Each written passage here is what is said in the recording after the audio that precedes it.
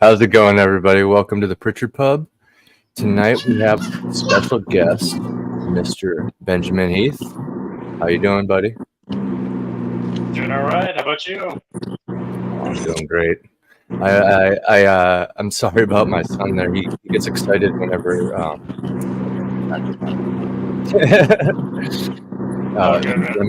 Lemon Greg gets him all worked up when anybody overheard him. I'm just kidding. He's just over there.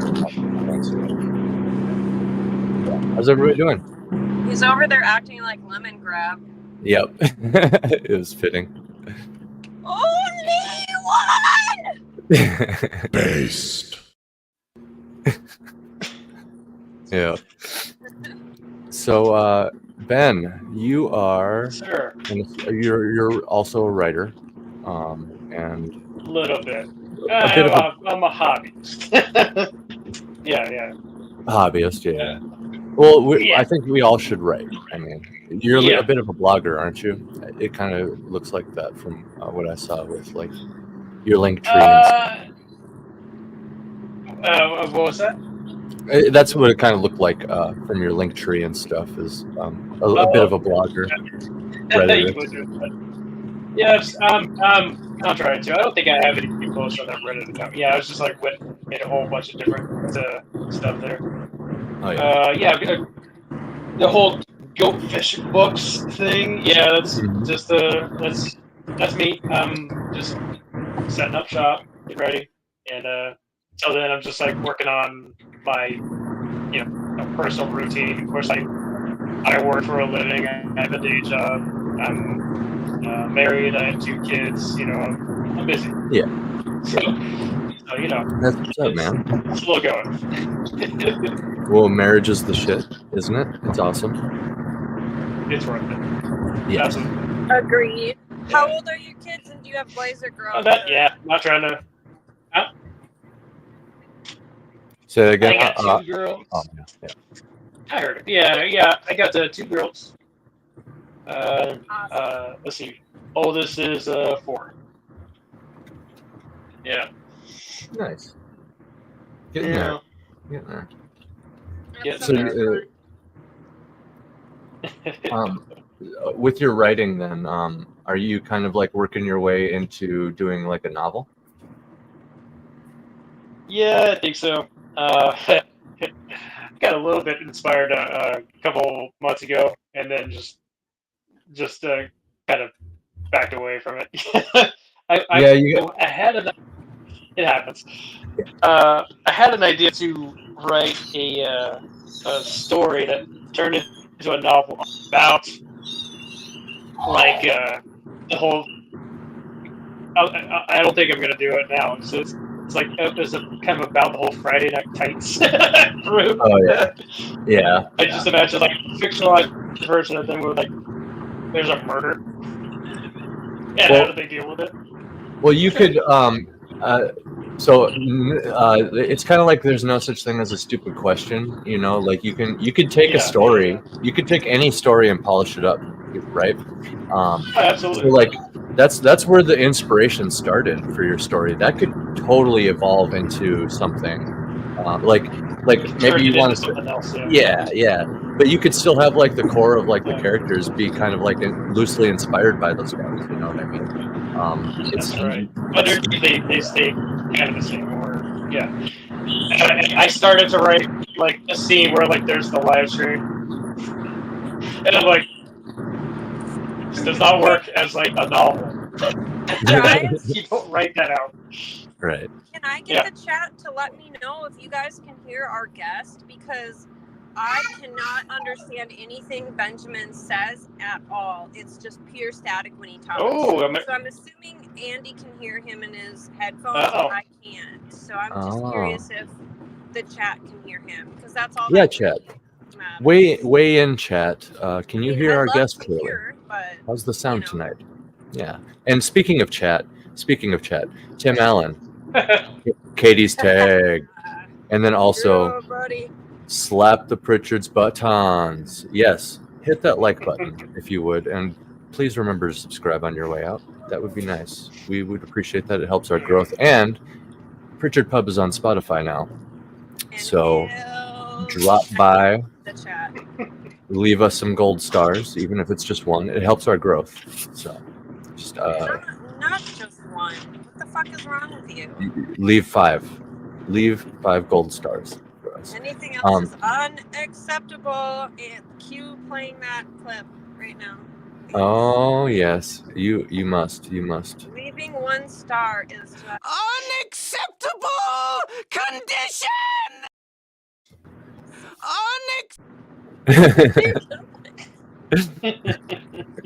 It's great.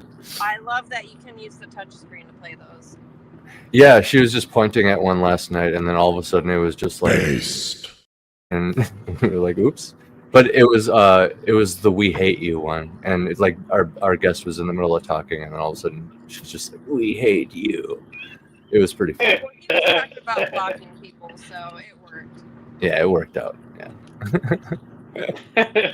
Okay, sounds like he's speaking through a CB. That's not what I want to fucking hear. Mm-hmm. Shit. Mm-hmm. Do you have a mic? That's or kind of what I was saying earlier about the. Mm-hmm. What's that? Do you have a mic you can plug in, or maybe try something else like a phone? I don't want to make you like dick around with stuff, but I do want the chat to be able to hear you. I'd like to. God, Yeah. we make technology better all the time, but it's always getting worse. That's so true. Isn't that the truth? Technology is always kind of getting limited to just about this. Yeah. You sound good to me. You sound good to me in my headset, and like I was saying before the show, I can, before this goes on to Spotify, we edit the audio. Yeah. I don't know, babe. It's up to you. Whatever you want to do, everybody. let me know. What's up to me? Whatever you want to do. About what? The sound. I don't know. I don't know if that's how it's gonna be. I don't know. If people can hear him, we'll just keep. I mean, what are we gonna do? Be like, get out of here? We'll keep it going. Well, sometimes rejoining helps with the sound. Oh, if he wants to try doing that, then I'm all about whatever troubleshooting he wants. We can just bullshit while he's doing that. But you do want to troubleshoot, though, is what you're saying? You'd like to try something? I would love to be able to hear our guest. Fuck yeah. But would I try it without the earbuds? Would that be better? Maybe. Are they Bluetooth? Are they Bluetooth Yeah. earbuds? It's weird Yeah, they're that Bluetooth. you can hear me better, and I'm in a car with like a shitty ass exhaust. Hold up. Well, it might be, babe. That might be it. Is the fact that you're in a car, because when I mute you, I heard him. I can hear him pretty clear. I don't know. Here's talk for a little bit. And I still couldn't hear him on my end, so wrong. Okay. Well, all I can go off of is what I hear on my end. Whatever. You can't hear anything. Do you know you? What? No, I don't. Oh, babe, that's the hottest thing you've said to me all night. Anyway, don't listen to me. I'm gonna mute it while I should can this to get on the freeway. Oops. That's a good idea.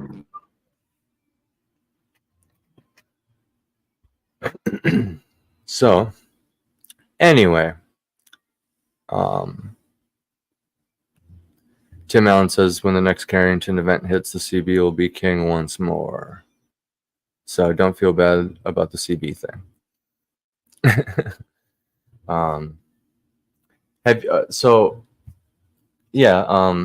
This Friday Night Tights story. Tell me more about it. It says murder mystery. That's a whole genre.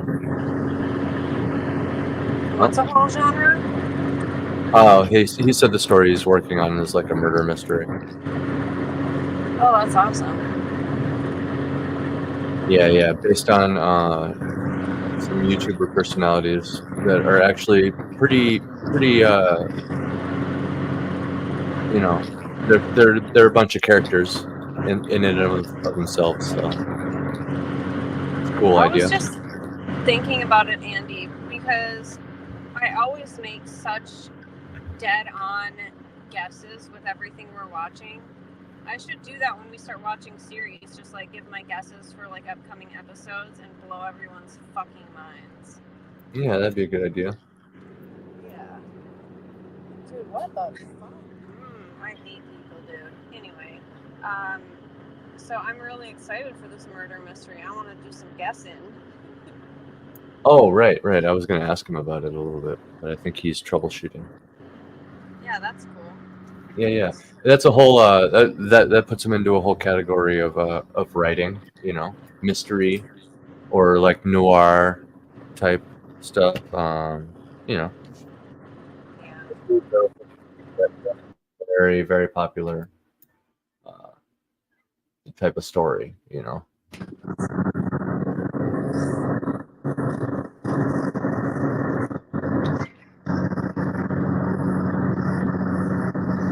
But yeah, Andy, what? Andy, it's playing our intro music right now. That's weird. It shouldn't be.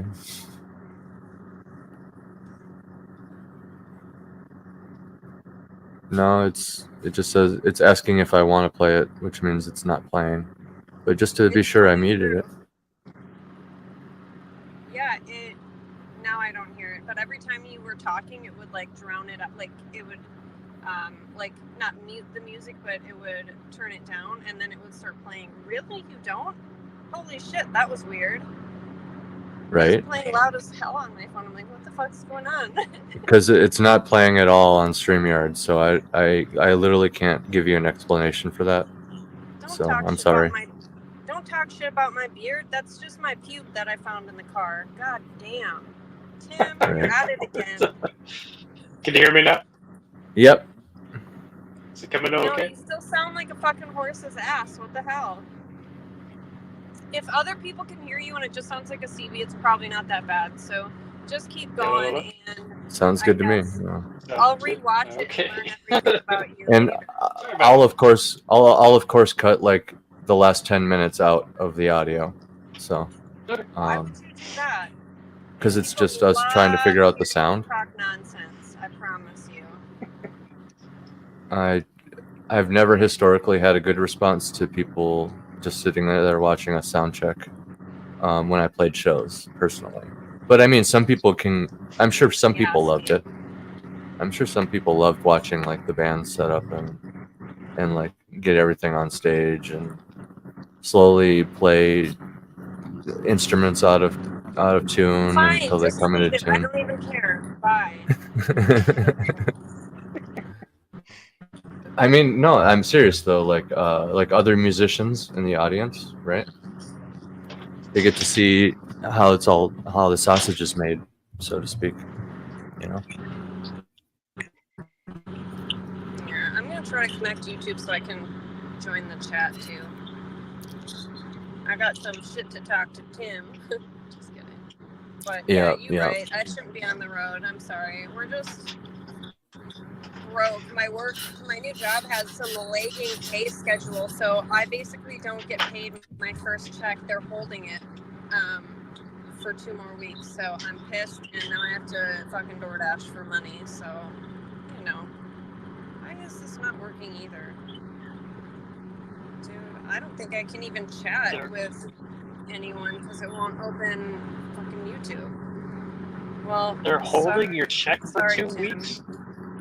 Yeah, they called it a lagging pay schedule, and I'm like, dude, that check's like $700, and I need it. I should have had it Wednesday, and I mean, like, I have to pay my car insurance and phone bill and internet and everything, and they don't give a fuck because it's not their money. And I even quit because I'm like, just give me my paycheck right now, and they still won't. So it sucks, but I did an interview today and was offered a job, and then tomorrow I have an interview for another job I'm pretty sure I'll get. That's like, I mean, they're better anyway, so I don't have, like, the new job I just got, it's remote, and that's awesome. But also the cheapest family plan for medical and dental was $2,300 a month, no joke. And we need benefits. Like we all need insurance, so it wasn't gonna work anyway. So I'm like, yeah. So Andy, I figured out what it is. It keeps playing the intro music. If I back out to do anything else on my phone and go back to the StreamYard, it starts playing like some kind of music clip. On my end. Weird. Well, chat said that they didn't hear it at all. So. Yeah, that's good. Okay, so I just picked up on an order, so I'm gonna mute and let you guys get into it more. So this isn't the fucking Katie show. Oh, okay. It can be the Katie show though too. That's sorry, cool. Tim. I love you too, but it can't just be the Katie show. it is 1/3 of the show technically, but yeah, I see what you're saying. But yeah. So we get that sort of sorted out. Right. Yeah. It's sounding good on your end. But anyway, this murder mystery that you're writing or you're working on. Yeah, it wasn't clear. Yeah, it wasn't clear if I wanted to do like a murder mystery or something. Yeah, somebody gets killed, they got to deal with it. But I was thinking about it, and you bounce around to different ideas, and then when I tried to write like what it would be like for a live stream in prose, like as a novel, just reading it back, that's a visual thing. That's an audio visual thing. You don't actually want to read that. So I'm like, this is just not entertaining. So hold on. This is a super interesting topic, actually. I think that, and you don't even, I think, yeah, this is a super interesting topic. Check this out. Have you considered looking at screenplays for like comedy? Yeah. For like comedy. Like quick, witty, like snappy comedy screenplays. I actually own a copy of the screenplay for Big Lebowski. That's one of my favorites. Dude, perfect. Are you a fan of comedy horror? Like, I'm sure comedy horror. Sure. Yeah. Hey, what screenplay? I can hear you a little better now, but I didn't catch that. Big Lebowski. Most of know where they do this, so I don't know if you guys know what that is. That's one of my dad's favorites. That's awesome. Yeah, it's a good movie. Yeah. Oh. So yeah, comedy horror is actually what I would say. Even if there's a little mystery, like little to no mystery, but like a death happens and they have to deal with it, and it's the FNT crew. Oh yeah, that's comedy horror, brother. That's comedy horror gold, actually. It's a good idea. And if you add a little twist on it, oh man, that'd be even better. Like I know, like if you can somehow touch on something that they all love too, and that you also love and have a passion for, like I always hear Nerderotic make references to Game of Thrones. And he's like, he's pretty right leaning, and that's kind of pretty famously a left, kind of like George Martin's pretty left leaning, but that is an interesting example where like universally most people love that, and it's crazy. There's Nerderotic's a good example, but like if it was like medieval fantasy political intrigue comedy horror kind of thing, murder mystery thing, that'd be kind of funny. And my whole idea behind that was like I watch Trash Cast a lot. I kind of dig it. I'm sorry. Hey, it's all whatever. It's whatever. Yeah. I was watching that and I was. This guy was saying something about like these there's a meetup sometime last year about at a convention, and I guess afterwards some folks met up at like some kind of sex club thing, and like that's a perfect place for the murder. That's a perfect place for the murder, right? Yeah. There's always the those off-color jokes about like, accidentally killing the hooker or whatever. That's a good thing to talk about as I'm about to walk into Jersey Mike's and there's a bunch of kids in there. Awesome. Whoops. Turn it down for a sec. So children, there's these jokes called dead ladies of the night jokes that adults I can't turn you guys all the way down. Oh, that's not good. Okay. One second, All though. All right. But yeah, it's anyway. loud enough in here. You can't hear it on the low volume. I'll keep my laughter down to a minimum. Not a big deal. We pod on the go around here. So I'm sitting here making coffee. It's all fine. Yeah. Based. So essentially, they could totally. Okay, so here's where we combine it, right? Like, okay. They go into like a Littlefinger brothel, like Littlefinger's brothel from Game of Thrones, okay. And it's like it's like the same idea, like a strip club, right? Or like a sex place, right? And then yeah, like one I would say Silverback. All of a sudden he comes out of the room freaking out, and he's like, I don't know what to tell you. I just everything was going good, and then I can't do a good accent or whatever of Babyface, but yeah, he comes freaking out, saying how boring it all is and something about pronouns, and then the mystery unfolds from there. Yeah. He's actually, obviously he's innocent because like he's one of the protagonists, but yeah, it really looks bad. And then like the town guard shows up and throws him in the black cells, right? And like you get like a Cersei Lannister type character that tortures him. The whole thing could be really hilarious, actually, if it's like comedy enough, I guess. Yeah. Like when you have out there. Oh, go on. Not sure. I was thinking about going the other direction too. You don't do a live stream, and I wasn't thinking like medieval. Although I was thinking like you set this back in like maybe the 50s, do like a noir thing, and try get the technology completely out of it, or you lean all the way in with it and do like a hard sci-fi thing. That's a cool idea.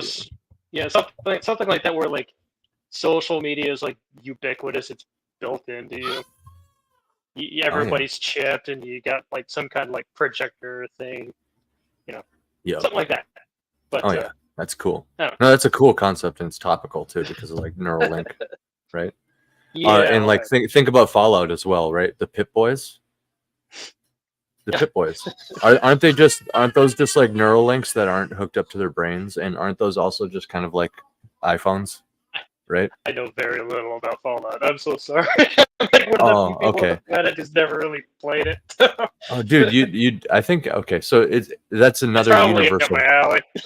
Yeah, it's another universal franchise, right? Like when I think of like the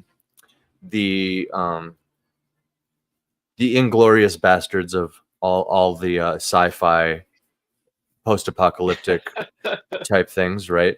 Fallout is right there alongside all the greats that inspired it. Like it's very much inspired by like A Boy and His Dog, Flash Gordon, Mad Max. You know what I'm saying? I know my nephew was really into like New Vegas and Fallout 3. And, technically, I think I have like Fallout 1 and 2 and Tactics in my Steam library. I just haven't gotten around to them. It's one of those things that's just like worth the time because of the lore. Yeah. If you and I'm speaking to people out there who aren't even into RPGs either, right? Because I think tactics, any game with the word tactics in it means it's a tactics game, right? Like Final Fantasy Tactics. Right. I'm assuming, which means I've never played it, but that makes me want to really play it really bad. But oh man, but yeah, anybody who's not even into like these types of games, I would encourage to just like hop on YouTube. Oxhorn is a channel that just does nothing but Fallout lore. There's also the Epic Nate, I think is the name of the YouTuber, also does deep dives of like the lore and the mysteries.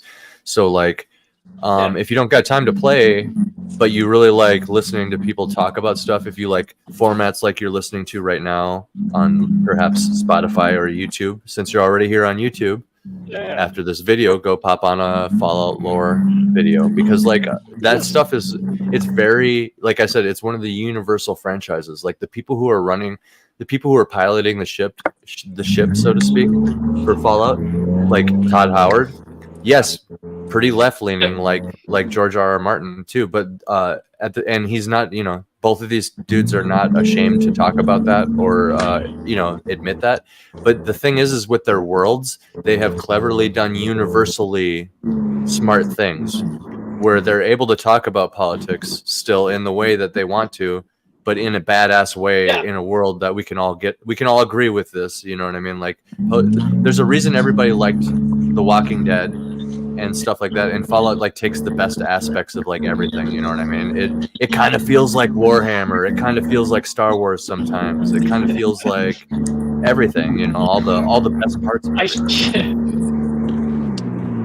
I guess I'm friends with a private chat, and we got I shared a Warhammer meme in there somewhere, and my one of my friends was like, "Oh yeah, I love Fallout." No. Oh yeah, I love Fallout. Yeah. No, actually, Fallout gets a lot of flack because the I think Warhammer's been around longer. Yeah. So yeah. The power. I never even like made the connection between those two. I'm sure they gave a little bit too. I know Blizzard. That's known. Oh yeah, Blizzard's pretty shameless about that. Warcraft and Starcraft. I think that's why Fallout hasn't gone the full, you know, 100 meters with a full-on chainsaw sword.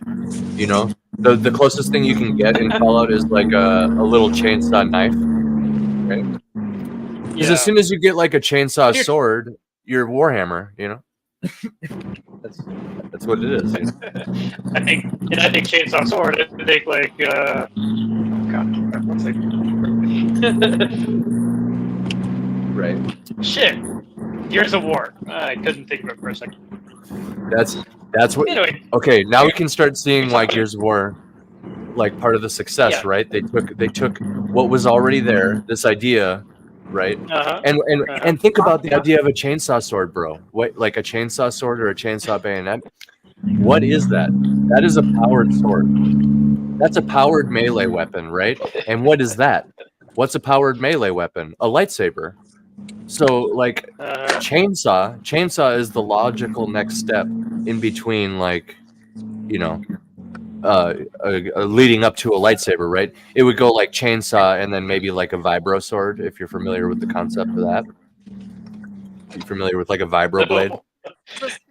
I could put the two words together and I paint the picture. Yeah, essentially that. It's a powered blade. Okay. It's like a powered blade, you know.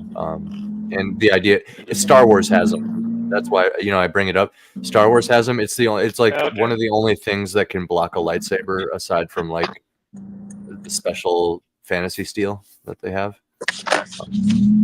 But yeah, that would be like the step in my mind, right?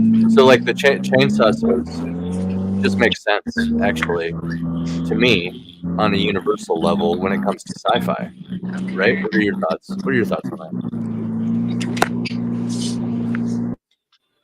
Gotta have some kind of natural progression. I kind of like what you were saying too about the different YouTubers who just comment on just like the lore.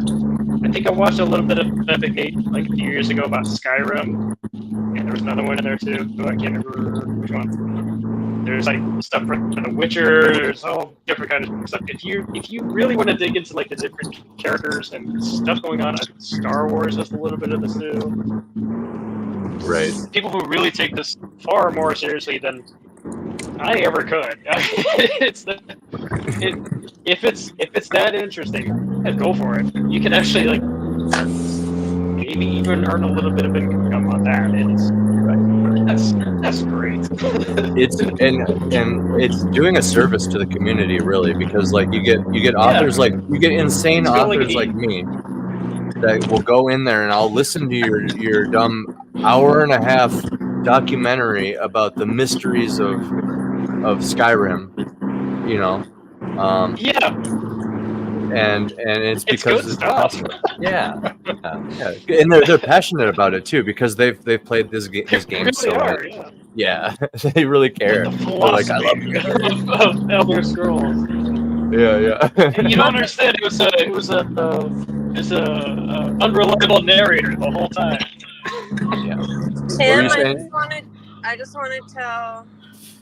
Thanks, babe. I am boss. No, I just want to tell you that I've gotten paid weekly and bi-weekly, and I've never heard of that lagging pay. So I'm gonna guess that it's just not very common in Minnesota. I've never heard of that. Lagging pay, yeah, I've never heard people say that they've only gotten paid that way, and it's very common. And other people say they've never heard of it too. So it's really weird. Yeah, I've never heard of it. I would ask for a chance if they told me that. Like, well, jeez. Wow. I'm very sorry about that. I really am.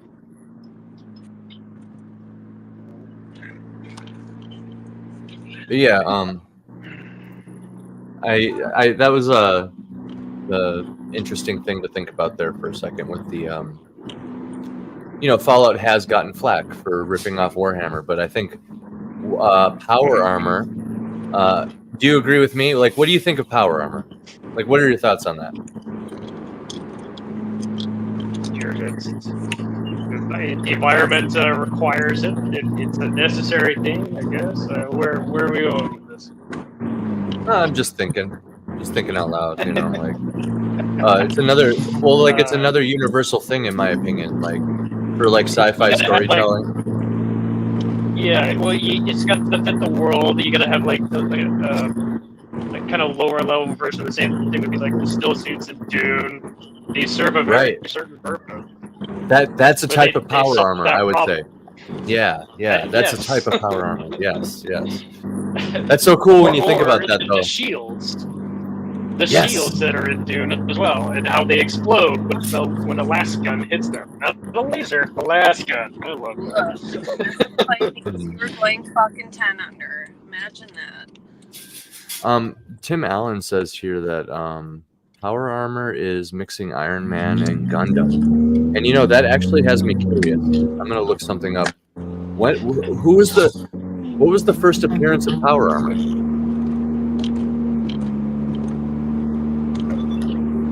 That's a good question. Do you think it was Iron Man? It may have been, actually, because he's an old Marvel comic, right? That's why I'm curious. It's like, when was that? Would it be like Knights? Well, Knights do have armor. Like Knights? Yeah. They do have armor. That's what power armor is kind of emulating. That's why, this is actually tying into my thoughts on this and what I was saying with the chainsaw swords and lightsabers and stuff. These are actually universals, cultural ideas that are ingrained in sci-fi. Like, they're natural progressions. When humans write about sci-fi, these are just natural things that have to come up. Because think about it. Yeah. Armor they just had makes arms sense. Races in the they had arms races back then too. The big thing that was threatening to the Knights back in the 1200s, 1300s, 1100s. With like the People's Rebellion and that kind of stuff. One of the things that was like sort of leveling the social playing field a little bit, like yet stratified society, of course. Like it's always stratified. But one thing that leveled it a little bit was the Knights were like higher class, right? Right. Which you had to be rich to afford armor and swords and stuff. Yes, and to afford like someone to carry your weapons for you, stuff like that. Yeah. But if someone else came at you with a crossbow, they could take you out. Yep. And that person could be a child. That person can be a child because it's a crossbow. Kind of crossbow will require like a lot. It's not like the pistol type of crossbow that you have to like stand there and like put your body weight into it, and pull it back, and fire it. Right. Is that kind of thing? I'm just thinking of like the dude who's like, okay, little Timmy, I loaded it for you. Now you just go up to that nice man over Go there, for it. point it, and just squeeze right here. You know what I'm saying? That's the thing about crossbows. I think that's one of the inventions that changed the game, because now like children can take down knights. It right? absolutely did. Yeah. But continue what you were saying. Continue what you were saying. I didn't mean to There's do a that. story right there. Yeah. No, 100%. 100%. There's a story right there. Like a kid taking out like Vex. Dude. With like some kind of sling. Ooh! David and Goliath with like a fireball sling is like taking out Vex. There you go. Sick. And you know what I think? You know what I thought? You know what I imagined right off the bat when you said there's a story right there is like the story kind of like the story kind of is it implies that this knight character is is like the main character, and you know, oh, he's this good knight and stuff, but then like all of a sudden, you know, the hook or whatever is you know, he gets blown away by a kid with a crossbow, and the kid is the actual main character because now he's got to like run away. He took down a noble, dude, a knight. He took down a noble. That's right. It voted me. Oh, Bummersville.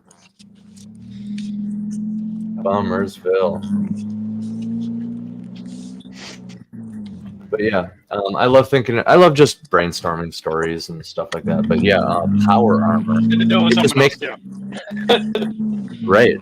It just makes somebody else. Right.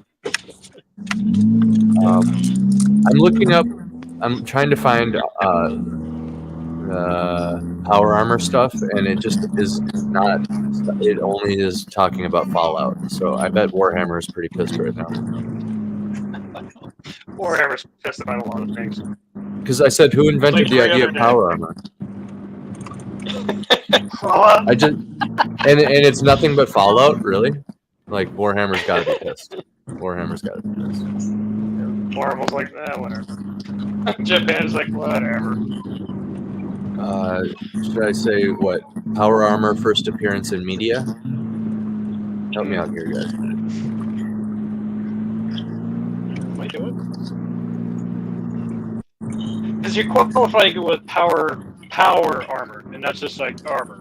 Okay, so specifically, yeah, fantasy kind of charge. Yeah, fantasy sci-fi power armor, like smart armor. You know what I mean? Like, so, like you're right about the knight thing, but power really, armor, you know, like outdoor armor. Yeah, Iron Man, Fallout, Warhammer. You know, what do you call a pirate with power armor? What? Power armor. Armor. I like it. Are you fucking serious? When was power armor created? Oh my god, it's just more Fallout shit, dude. Oh my god. Okay, I know I was praising like the world building and lore of Fallout, but like I also get disgusted when one thing kind of dominates everything. A little bit. Of course. It's gonna be like that. It's homogenous. When something's so big and when I really can't think of another before Iron Man though. When companies pay to have their shit form Google. Oh, I got one. I'll Google. Hold on. This can't possibly be Fallout if I Google it this way. Was there power armor? Yeah, right, Xander. I agree. Before Iron Man. Was there power armor before Iron Man? Let's see if that works. Let's see if that fucking works. I know it's exciting. What's it power armors and their development. Greater power armor. Okay, and more Fallout lore. Come on now. Come on now. Come on now. Power armor. Yeah.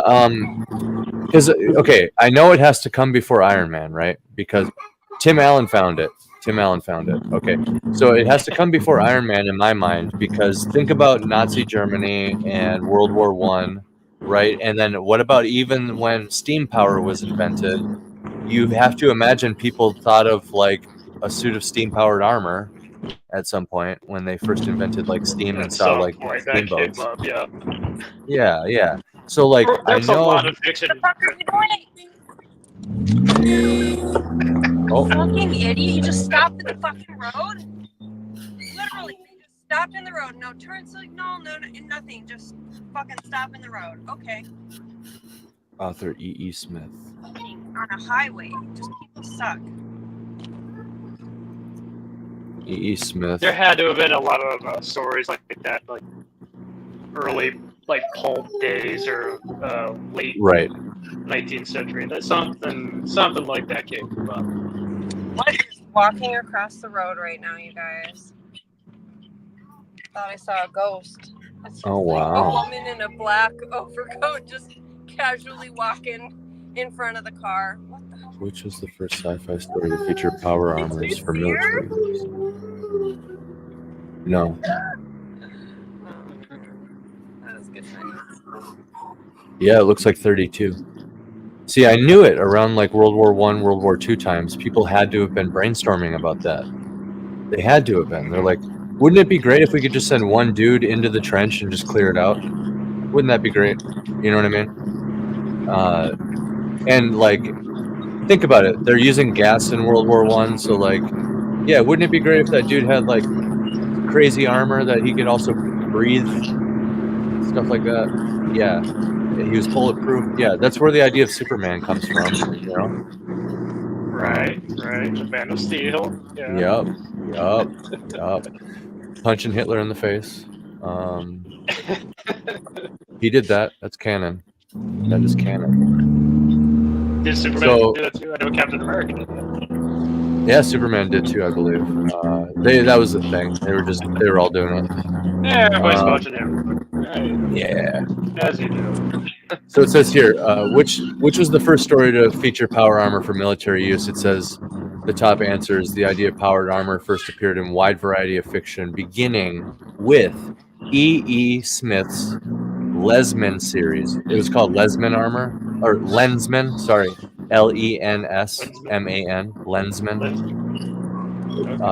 Lensman armor in 1937. There's also a 1932 date, but you have to imagine that some smaller authors were probably tinkering around with the idea. And like I said, around like steam power, there's people like sitting there like, oh man, wouldn't it be cool if we were like bulletproof and it was like powered by steam and we could just punch a hole in that wall or something, you know what I mean? I almost want to track down that story then and just see how it compares to the Iron Man story that came later. The Lensman armor, E.E. Smith Lensman armor. Yeah. It's funny. I typed in E.E. Smith power armor. That's all I said. E.E. Smith power armor, right? I read you the article from the first result. All the other results are Fallout. So yeah, that puts it into perspective for you. Every other result is Fallout. So. Yeah. Did you ever hear how where the name Taser came from? Taser? Yeah. No. Look that up. Yeah, go ahead and look that up. It stands for Thomas A. Swift's electric rifle. Ah. That comes from a book around that same time. People think like taser is like laser. Like, no. Interesting. Yeah, that's there's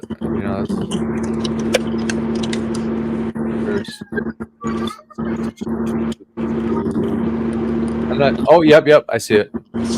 Yep. Tom Swift in his electric rifle. There was like some story back then, and it survived. Somebody remembered it, named the extendable stun gun. I got a story like that too. I used to be a reserve firefighter, right? And I responded to a call. I had to respond to a call where this guy got into a scuffle with a very small town cop. And the cop he was a tubby guy. He did not want to fight. He tased this old dude. the needle, the dart, stuck in the guy's like face. He was getting tased in his fucking face, like right in his cheek. Yeah, you're technically not supposed to like remove the dart. You cut off the wire and you set it. You leave that for the nurse. But the nurse at the hospital removed that. Right. The chief at the time, my captain at the time, was like, take it out. it's a fucking taser dart that's stuck in this man's cheek. Right. Yeah. That would be wild. Low-key, I think just a simple taser is a really cool weapon for a protagonist to have. Like, imagine like a young female protagonist that has like a really high-powered taser as like her main weapon. So, you know, because like you can do a lot of cool stuff with that. You could overload like circuitry. You could take down robots. You know, you could make, people can die from it. That's a thing, Absolutely. So like, it's not like a sword. Yeah. It's not like a sword where you're chopping people's heads off. Basically, is where I'm getting at. I enjoy weapons like that, like the protagonist to my Spirit Animals series. He uses a spear. Yeah. He uses a spear, but it's always like the blunt, the butt end of it, But he has that, he has that spear. He uses the sharp end to fish, though, so he still uses it. Yeah, it's more of a tool to him, And when he gets into fights, he's not thinking I should stab them. He's not. That's not his first thought. His first thought, because they're not fish, he's not hunting them. He's like defending himself. So he like tries to knock people out, That's his first instinct. Which, I mean, in real life, I think if you were actually in a life or death situation, you would start stabbing. But yeah, that also just kind of shows his mindset. He's got this childish mindset where maybe he doesn't actually understand that he is in like mortal danger. I can see him using the sharp end to point at people, though. Like he does. Yeah. I don't remember if I've read that he has or not, but like it just for sure is his character. Yeah, he does. Yeah. So have you written any other like short stories or anything in the past, Ben? I've never finished anything. At this point right now, I'm working on just like my routine, and just working on finding the time, finding like the motivation to do everything. But I tend to just delete a lot of stuff. Like this sucks. And I just get rid of it. Oh, don't do that. And it's embarrassing, I know, but don't do it. Don't do it, man. I know. Because have you ever heard the term "you can't edit a blank page"?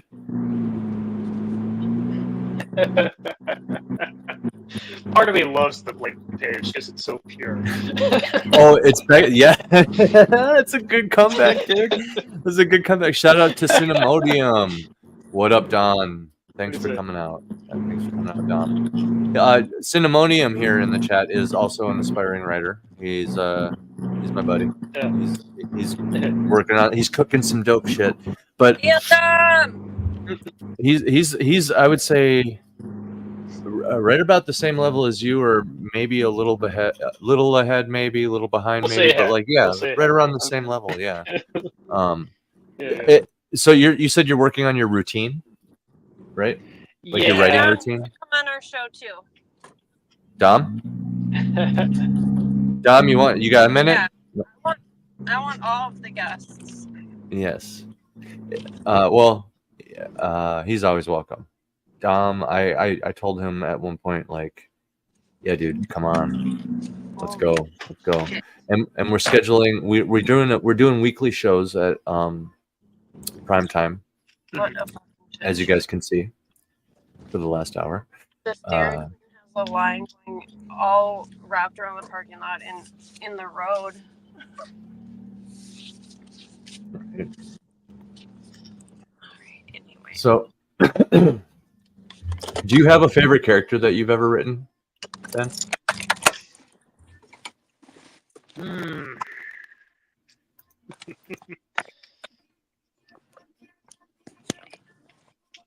Not particularly. I think, when I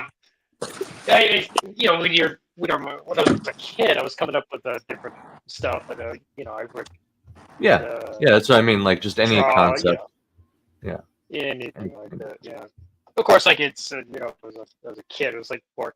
If I was watching Earthworm Jim, then I was like drawing Earthworm Sam. You know what I mean? It's you're ripping things off. Well, do you play an instrument? How you start? I play a little bit of guitar. I don't have one here, but yeah, I play a little bit of guitar. Yeah, when you first start playing guitar, you got to learn other people's music, right? Absolutely. That's how you do it. That's kind of the way I view it. Anyway, like, yeah, you're gonna draw Earthworm Jim. You're gonna see Jurassic Park and then start drawing dinosaurs. You're gonna read Aragon and then imagine a dragon rider. I remember when that kid was going on talk shows and stuff. He just published Aragon, got the whole deal, and I'm like, man, that lucky bastard. Right. Yeah. And then the movie came out, and I was like, yeah, that's about it. Didn't hear a whole lot about Aragon after that. Right. That's how it goes. Yeah. But yeah, that's where I think it starts. And everybody's so, like, I'm the first person to defend IP, intellectual property. Yeah. But I'm also the first person to make points like, well, hold on now, who's the first person to talk about power armor? Because that's who Warhammer's ripping off. That's who Fallout's ripping off. And is it really ripping it off when it just makes sense to from a human perspective, to protect your body with the technology that you have on hand? Right. And the most logical step is putting the term ripping armor off. Yeah, and the term ripping off, like I say it so casually, but it's like, is it really like malicious? Is it actually bad? Is it really bad that Thanos is like a ripoff of Darkseid and Metron? Right. Not really. He's his own thing too. So no. Well, and people have a different opinion on what's plagiarism too. Yeah. Right. Oh man, that gets you into the whole discussion about AI, which I woke up a few days ago. Was it earlier this week? Late last week? Woke up to a whole bunch of strangers in my notifications mad at me about sharing a David Erickson tweet about AI. I'm like, oh, sorry. And it's like I don't really have a fully developed opinion on AI. It seems like it's just a little bit of a tool, but like nobody really wants AI everything. It seems to me like it sounds a lot like the metaverse, or like it's something they're gonna push, and then the reality is gonna hit. Like, no, I don't want to watch an entire 2-hour movie that's all AI. Like, no. Right. Are you getting that novelty of it? And Are you getting at the idea of dead internet theory? Yeah. What is that Just for our lots. guests that don't know? For those who don't know, just to super summarize it, it's like the point where we reach a singularity and AI basically starts generating all the content we see on the internet. Humans are kind of pushed off of it. Just connecting more and more because we can just become consumers, and then everything that we consume on the internet is just. So instead of like human YouTubers, it would just be a bunch of different like AIs doing the most efficient, effective tactics to get views and stuff. You know what I mean? So all the memes we would see would just all be orchestrated and thought up by AI. You know what I mean? Like nothing is human anymore. Essentially, the internet's dead. Imagine, that's the theory. AI generated Pepe memes. Good lord. Yeah.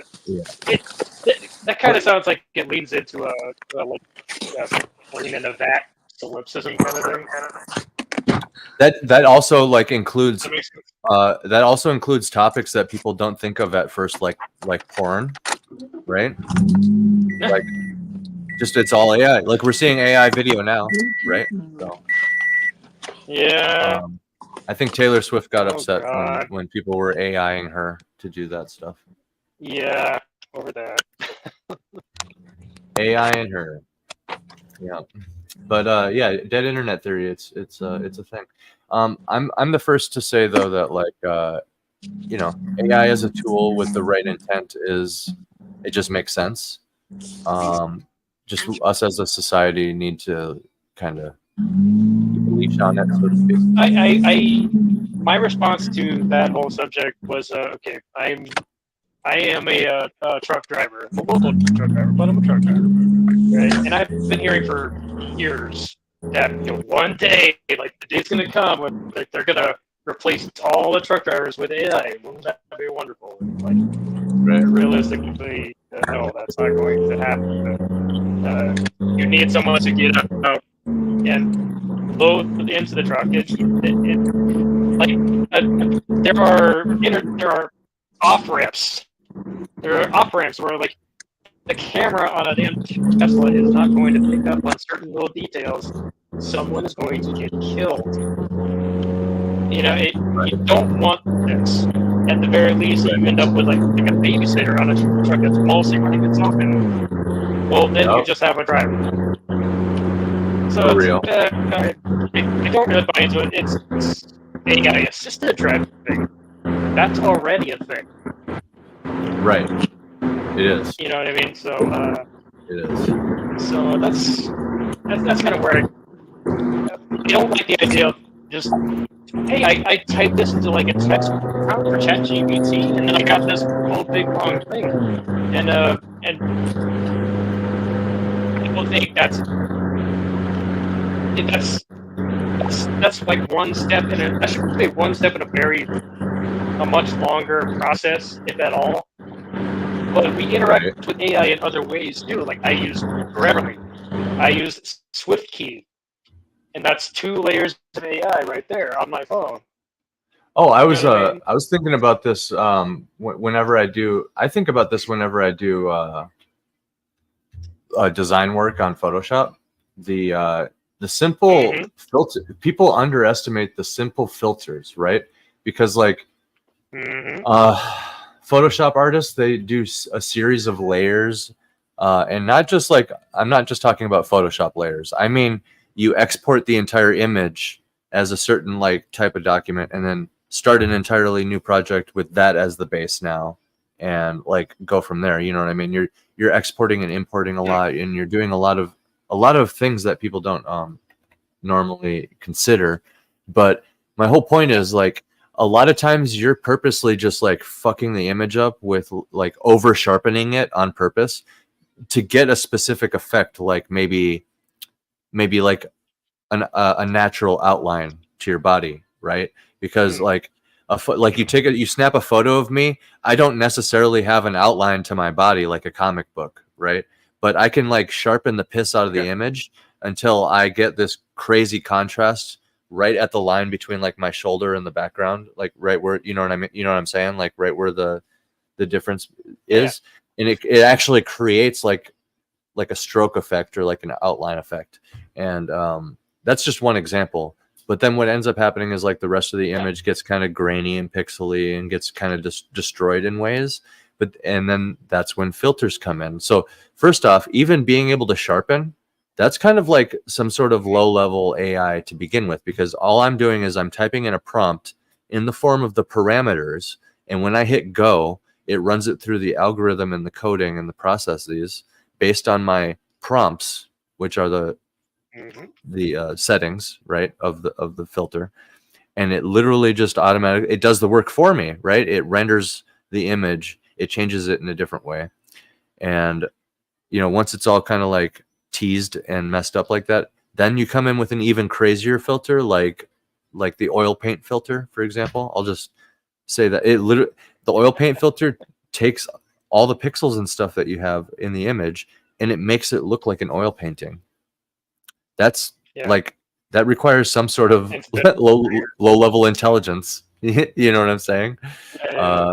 That's AI. There's going to be some kind of algorithm for it. It's like, how much Based do you on distinguish prompts. between how much do you distinguish between AI that's like we're talking about neural networks and machine learning, or is it just like just code being run with like algorithms over this stuff? I should have gone to school for computer science. I didn't. I regret it.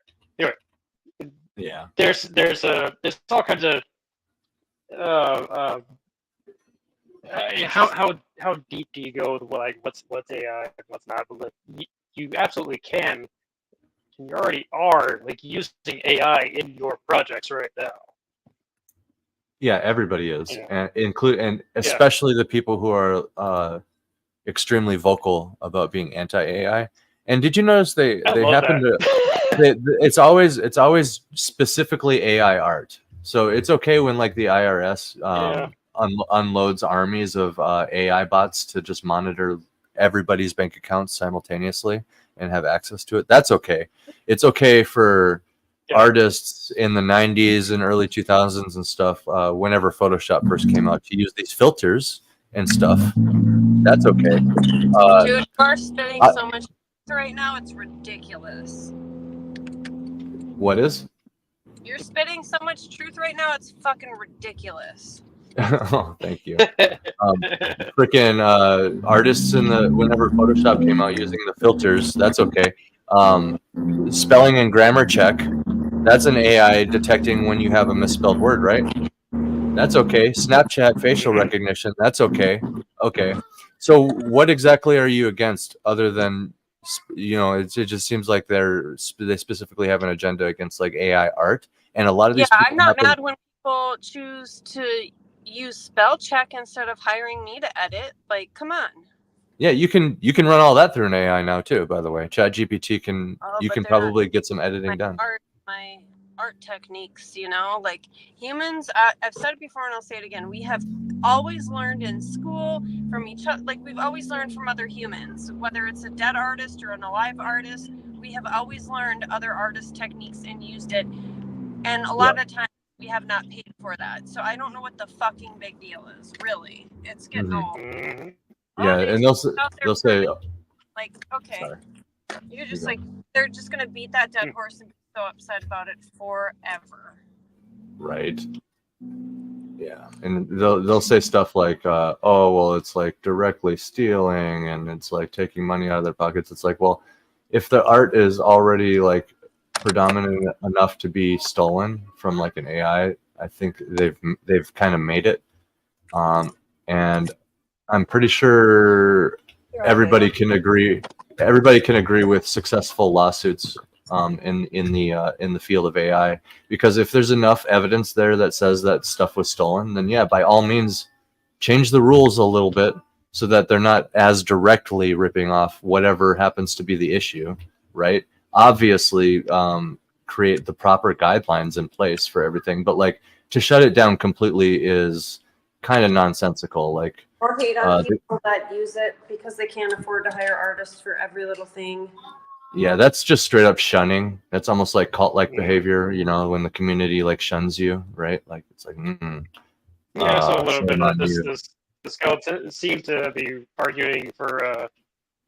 I said, like, Devin Harrison was not on board with the anti-AI group just because like he doesn't want to kiss the ring. He was being hyperbolic, saying, I'm going to use AI as much as possible now. He's not being literal there, but he's being flippant is what he was saying there. And so somebody was telling me, basically trying to get me on board for some reason. what do I got? He's trying to get me on board with this, or else we're just not going to support people who have this attitude. It's some kind of like cancel culture bullshit. Like, don't do this. You know, it's hard for me to get on board with anything like that because, like, dude, I kind of grew up in a bit of a religious cult. Like, I understand that behavior. Like, don't do that. Yeah, it doesn't work. Like, the whole shutting thing is like, no. And there's a difference between, like, you know, okay, so culture, shaming and shunning is a human thing. So I'm not going to say like 100% of instances where that happens is bad or whatever. That's not what I'm saying. It's not inherently a bad thing, but to like for a community to openly engage in that it kind of comes off that way. There's some. My take there is cult psychology is part of human psychology. People organize themselves into things like this all the time. It happens all the time with like all trash cast, like all that crap. Like people at different sides like fight when they really take it personally. Well, you don't know how to take it personally. This is fun and games. It's like dorks on YouTube arguing. Like, don't do that. Right. But people really like take it seriously. Like they get tribal about these things, and for what? Right. I don't know. Well, that's also human nature too. Yeah. No, that's kind of what I was getting at. Like, that's kind of human nature as well. The shunning thing. So, like, yeah, like there's a way of going about it that seems cultish, but like, it's been there since the dawn of humanity, and it's really important. It's really important for our social, our social interactions, and it's built into our psychology. You know, because you do want to shame people who do wrong things to show that, to kind of like, that's what society is. You know, like, oh, that was bad, and then we all collectively learn. You know. Usually when people do that, it ends up being like some kind of virtue signal too. Right. You know, so you have to, it has to be real.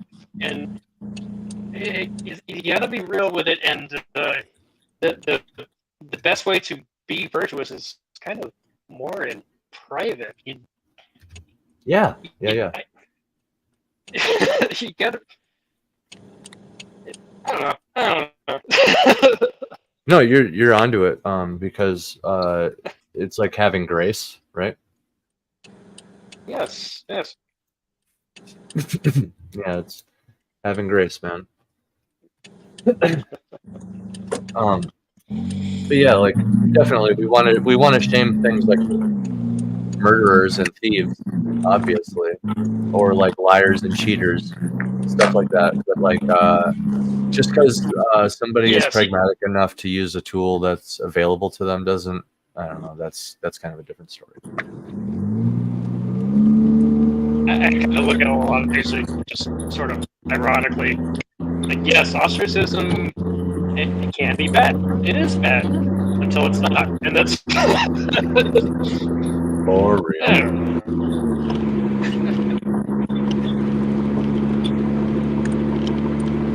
Yeah.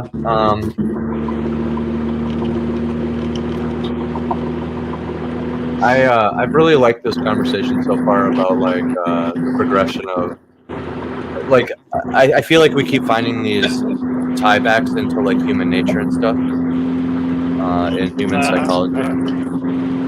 Like it just makes the most sense to, like, for example, to do the jump to like the power armor and the laser sword and the powered weapons. It makes a lot of sense. Yes, and a lot of it like kind of I don't know, man. Like if everything was wiped clean right now and we got to this same point, I guarantee you all the sci-fi writing would be filled with power armor again, because it's just cool to think about, like a personal suit of like protection, you know, and then like, or like a sword that can cut anything, you know, like that. When the idea of a knife exists, then the idea of a super knife exists. When the idea of armor exists, then the idea of super armor exists. You know, like so it's nobody's. It doesn't belong to anybody. Even that dude who started writing about it in 1932. I don't think it's necessarily his thing either. I think he was the first to do it, but it's not necessarily his thing. You know. So anybody, basically, what I'm getting at, the whole purpose of go on. The whole Continue. purpose of copyright. The whole purpose of copyright is that yes, you have the copyright for now. It's temporary. Yeah. You can't just keep putting it off because eventually that is going to be up. And then, well, now did you notice that how in the last couple years, as Mickey Mouse was nearing its public domain, they put out another cartoon where he's kind of back to the old Steamboat Willie design. Yeah, I'm noticing a lot of weird stuff with that. I noticed that, and I thought immediately that they're doing that so that if anyone else puts out a Steamboat Willie cartoon, they can say like, "No, you are imitating our 2023 Mickey Mouse cartoon," which we still own the copyright on, or the trademark or whatever. Mm-hmm. I think just what kind of sneaky stuff they could pull with that. Yeah. Man, they're nothing if not sneaky, right? Of course. When you have your legal department driving your creative department. Yeah. What'd you say, Katie? Oh, they're nothing if not sneaky. Sneaking. Just sneaking away. Greasy, sneaky shitbirds.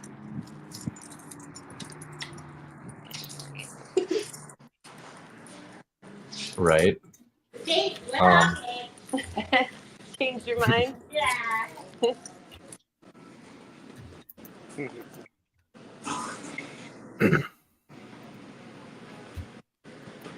So yeah,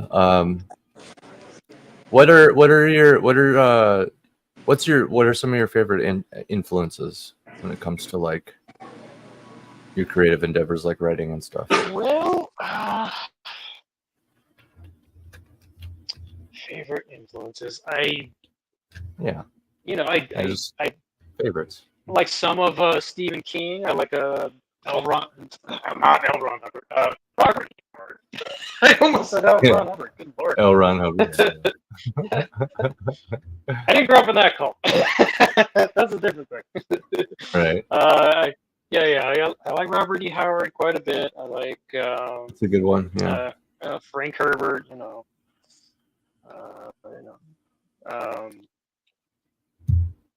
But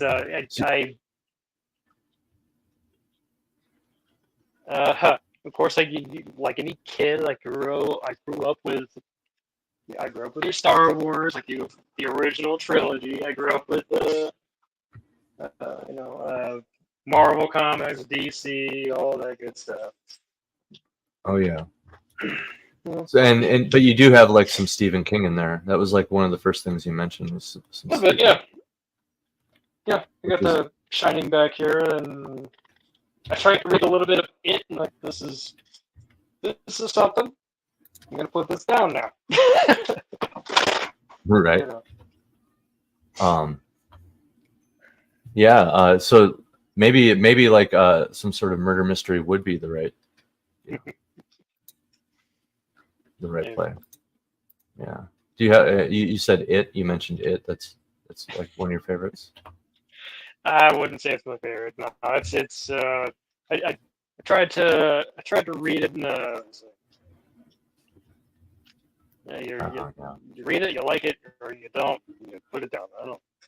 Did you get to the Did you get to the sewer scene? Is that? I did not get to that. Okay. All right. Yeah. For those listening, there's a questionable sewer scene in the It book. Yep. Didn't need to be there. Let's be real. Didn't need to be there. But hey, sometimes Stephen King wants to explore some thoughts on the page. So there you go.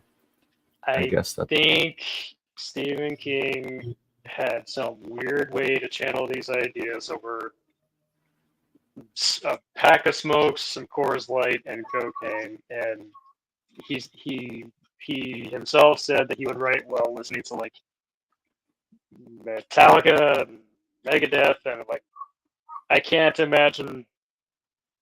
I did no disrespect to thrash metal, but like, I can't imagine a worse type of music to write words to, like in a story. You know, maybe where there's no lyrics. You know, okay, that's fine, but he's got his own process, I guess. I don't know. Right. Yeah, but you know, people become known for a reason. Of course. Yeah. That's one thing I took away from On Writing. What I did, gone through that book like a few times, and he seems to like just write. He has an intuition of how he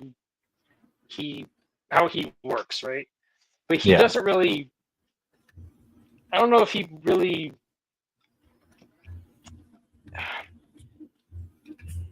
I don't think it translates to just everybody else, which is why you're you referring have the whole, like Panther versus Plotter type of thing, right? Yeah. You're referring to Hello Future Me's book. Hello Future Me. Oh no, I'm Stephen King's On Writing. Okay. Oh, Hello Future Me has a series of book called On Writing and World Building. Oh, does he really? I know what you're talking about. Yeah. I would highly recommend that because I'm sure he's read through the Stephen King thing and kind of. He's good too. I like him. Yeah. Well, yeah, he's. I think he has his own. He has his own way. You get some of the basics down correctly though, right? You got to close the door. Okay, so he knows that you have your space. This is where you go, and you go to work, and you have a set time. You got to do it here.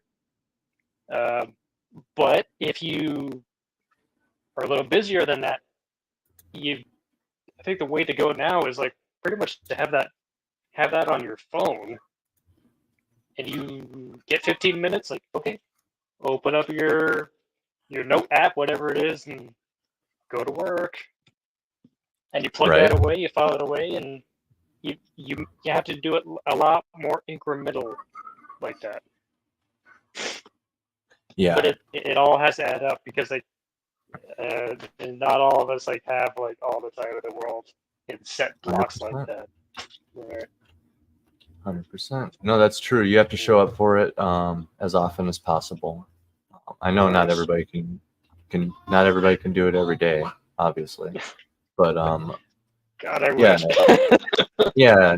I mean, in theory, you could, I guess, right? You're sitting on the toilet, bust out your notes, and then hammer out a paragraph, right? Yeah, why not? So I've heard people always, they insist militantly. They insist that, like, oh no, there's always time. There is always time to do it every single day, and you must, otherwise you're a failure. And it's like, nah. Hey, so I just saw what Tim was saying in the chat about how sneaky something we would do to protect our IP. For example, I've had so many people talking shit to me saying that since I'm a model, my likeness is going to get stolen and used. I would definitely go through the proper legal channels.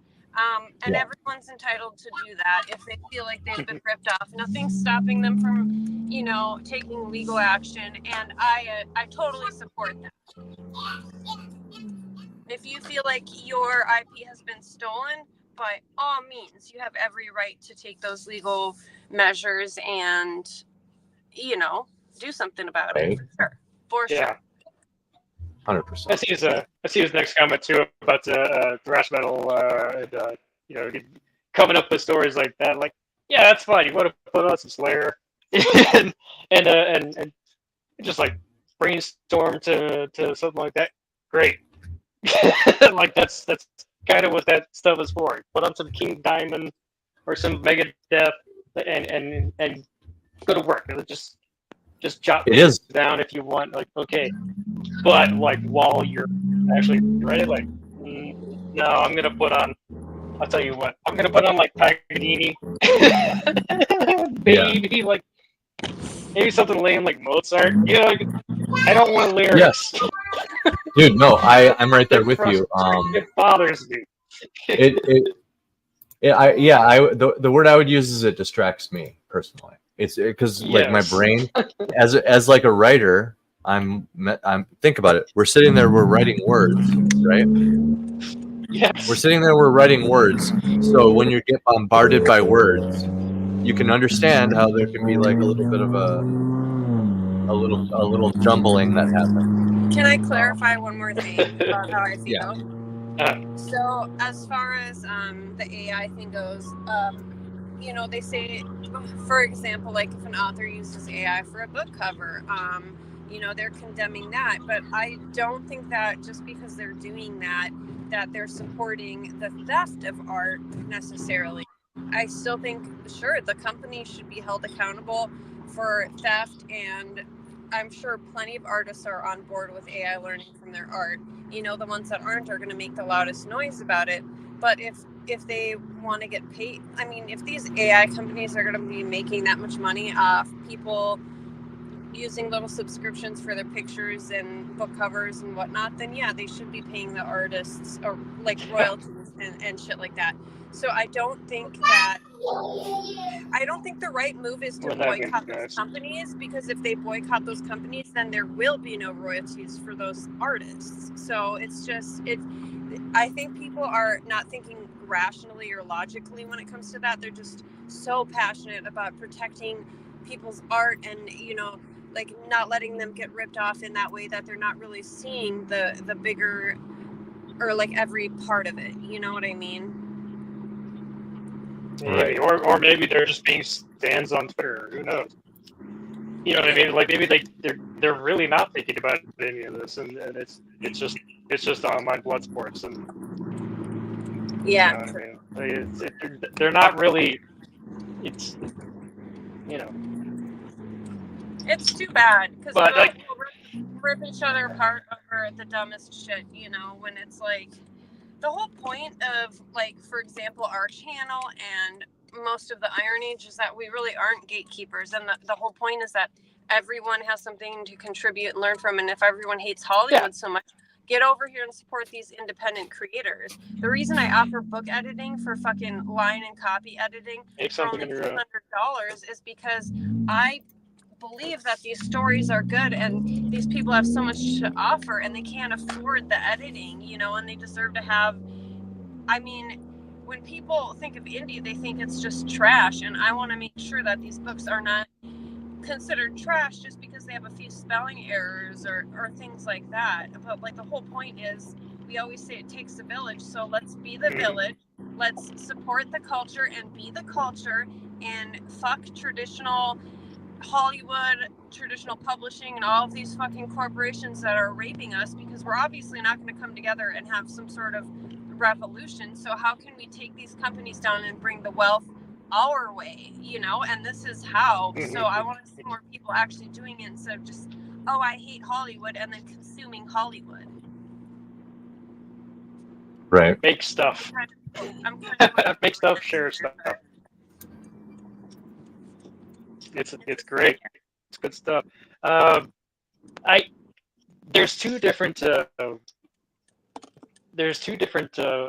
ways that culture and society change. Like one of them is from the top down, right?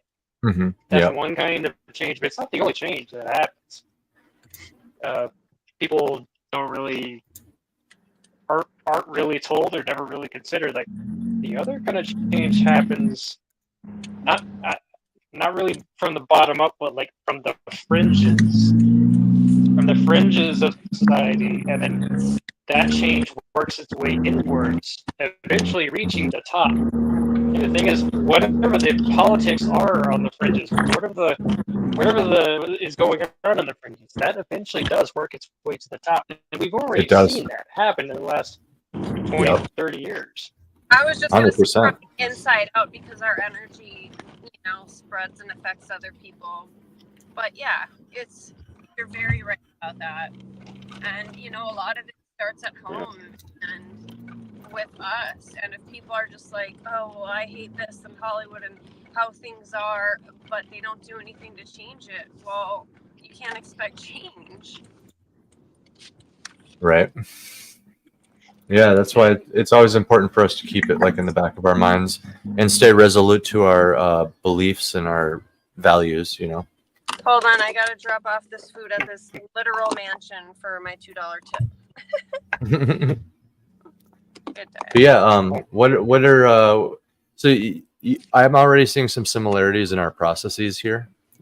You listen to music, I'm assuming, and no lyrics. That's the same over here. Some bands that I would suggest would be Polyphia, Animals as Leaders, Andromeda, Dark Twin. These are some greats. Okay. Yeah. Right on. Yeah. They get my imagination going. I'll put on if it's sometimes if it's in another language I don't understand, that's fine too. I'll listen to like some like folk metal. Yeah. Like what is this? Some of like the Norse stuff is pretty good. Oh, I agree. Sometimes I'll put on sometimes I'll put on just like Gregorian chanting or like tavern music.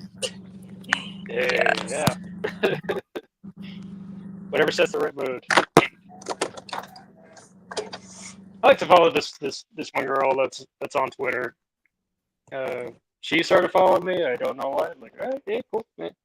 And all she does all day, every single day, she just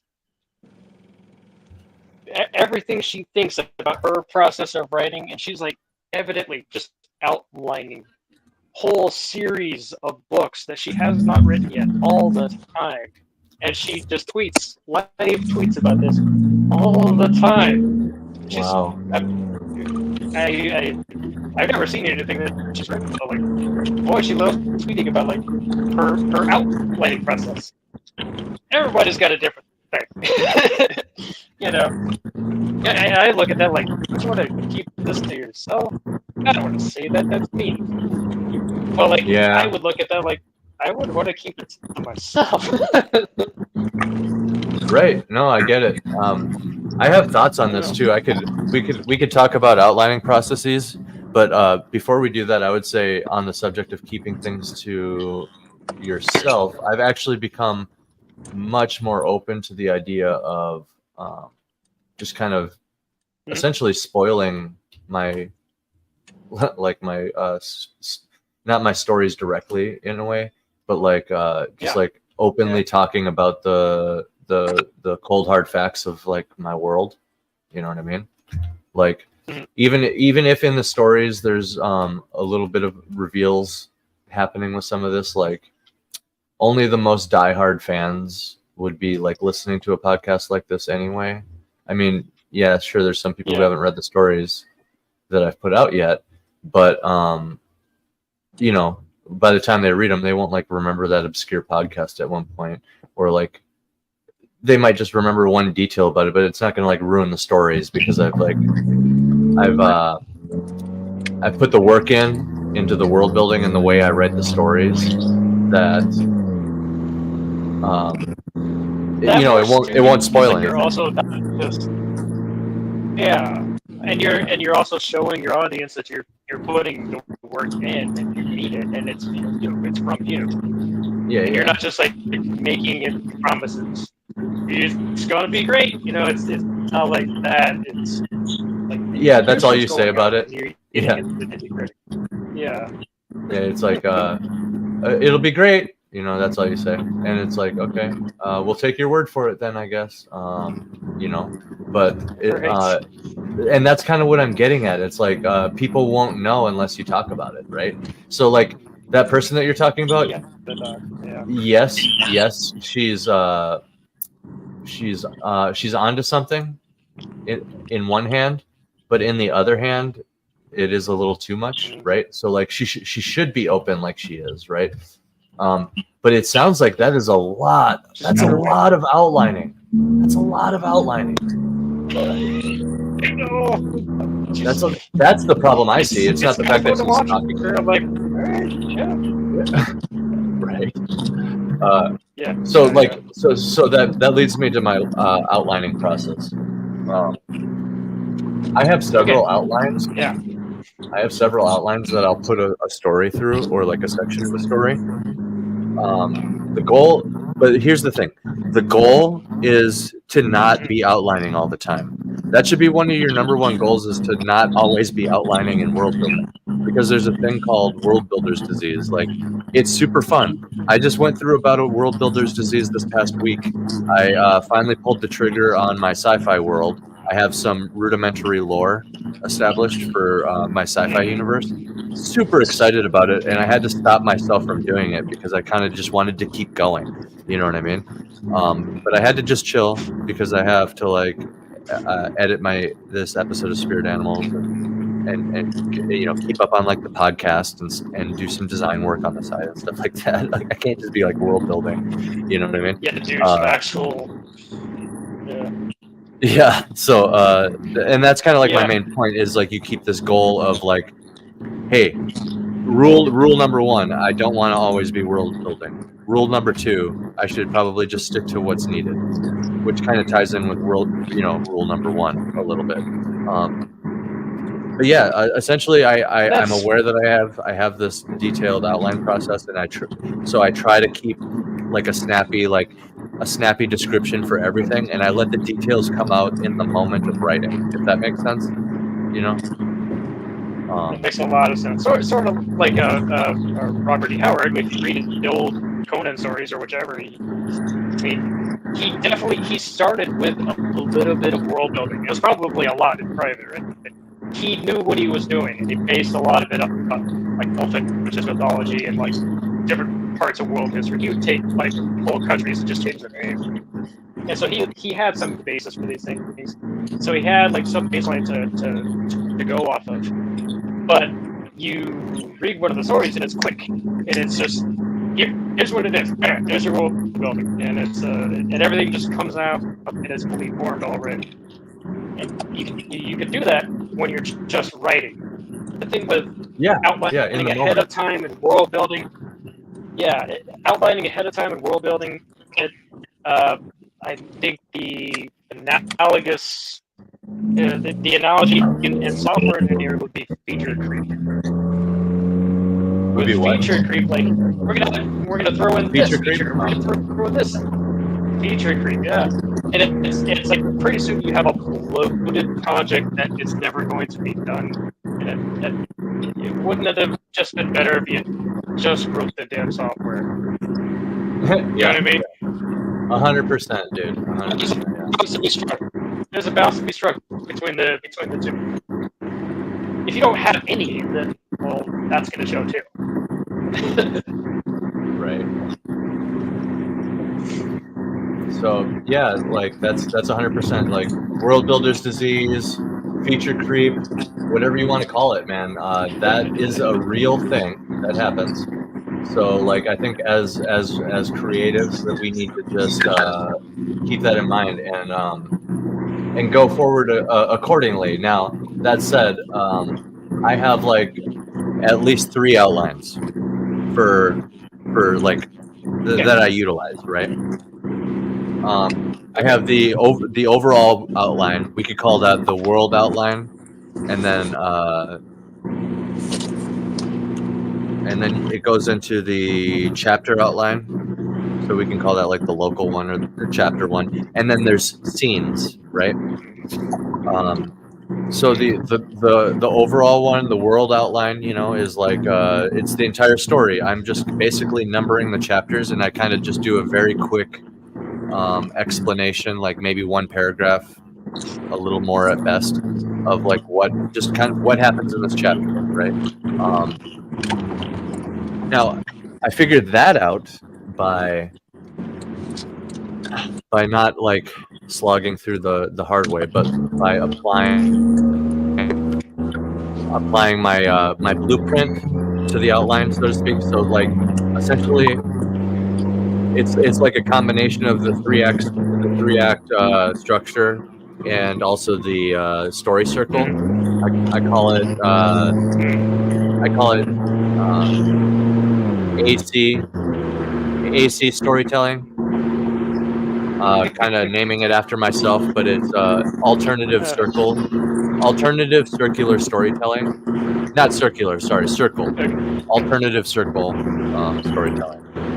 And that's nodding towards the story circle. Essentially, are you familiar with the story circle and the 3-act? Yeah, I'm familiar.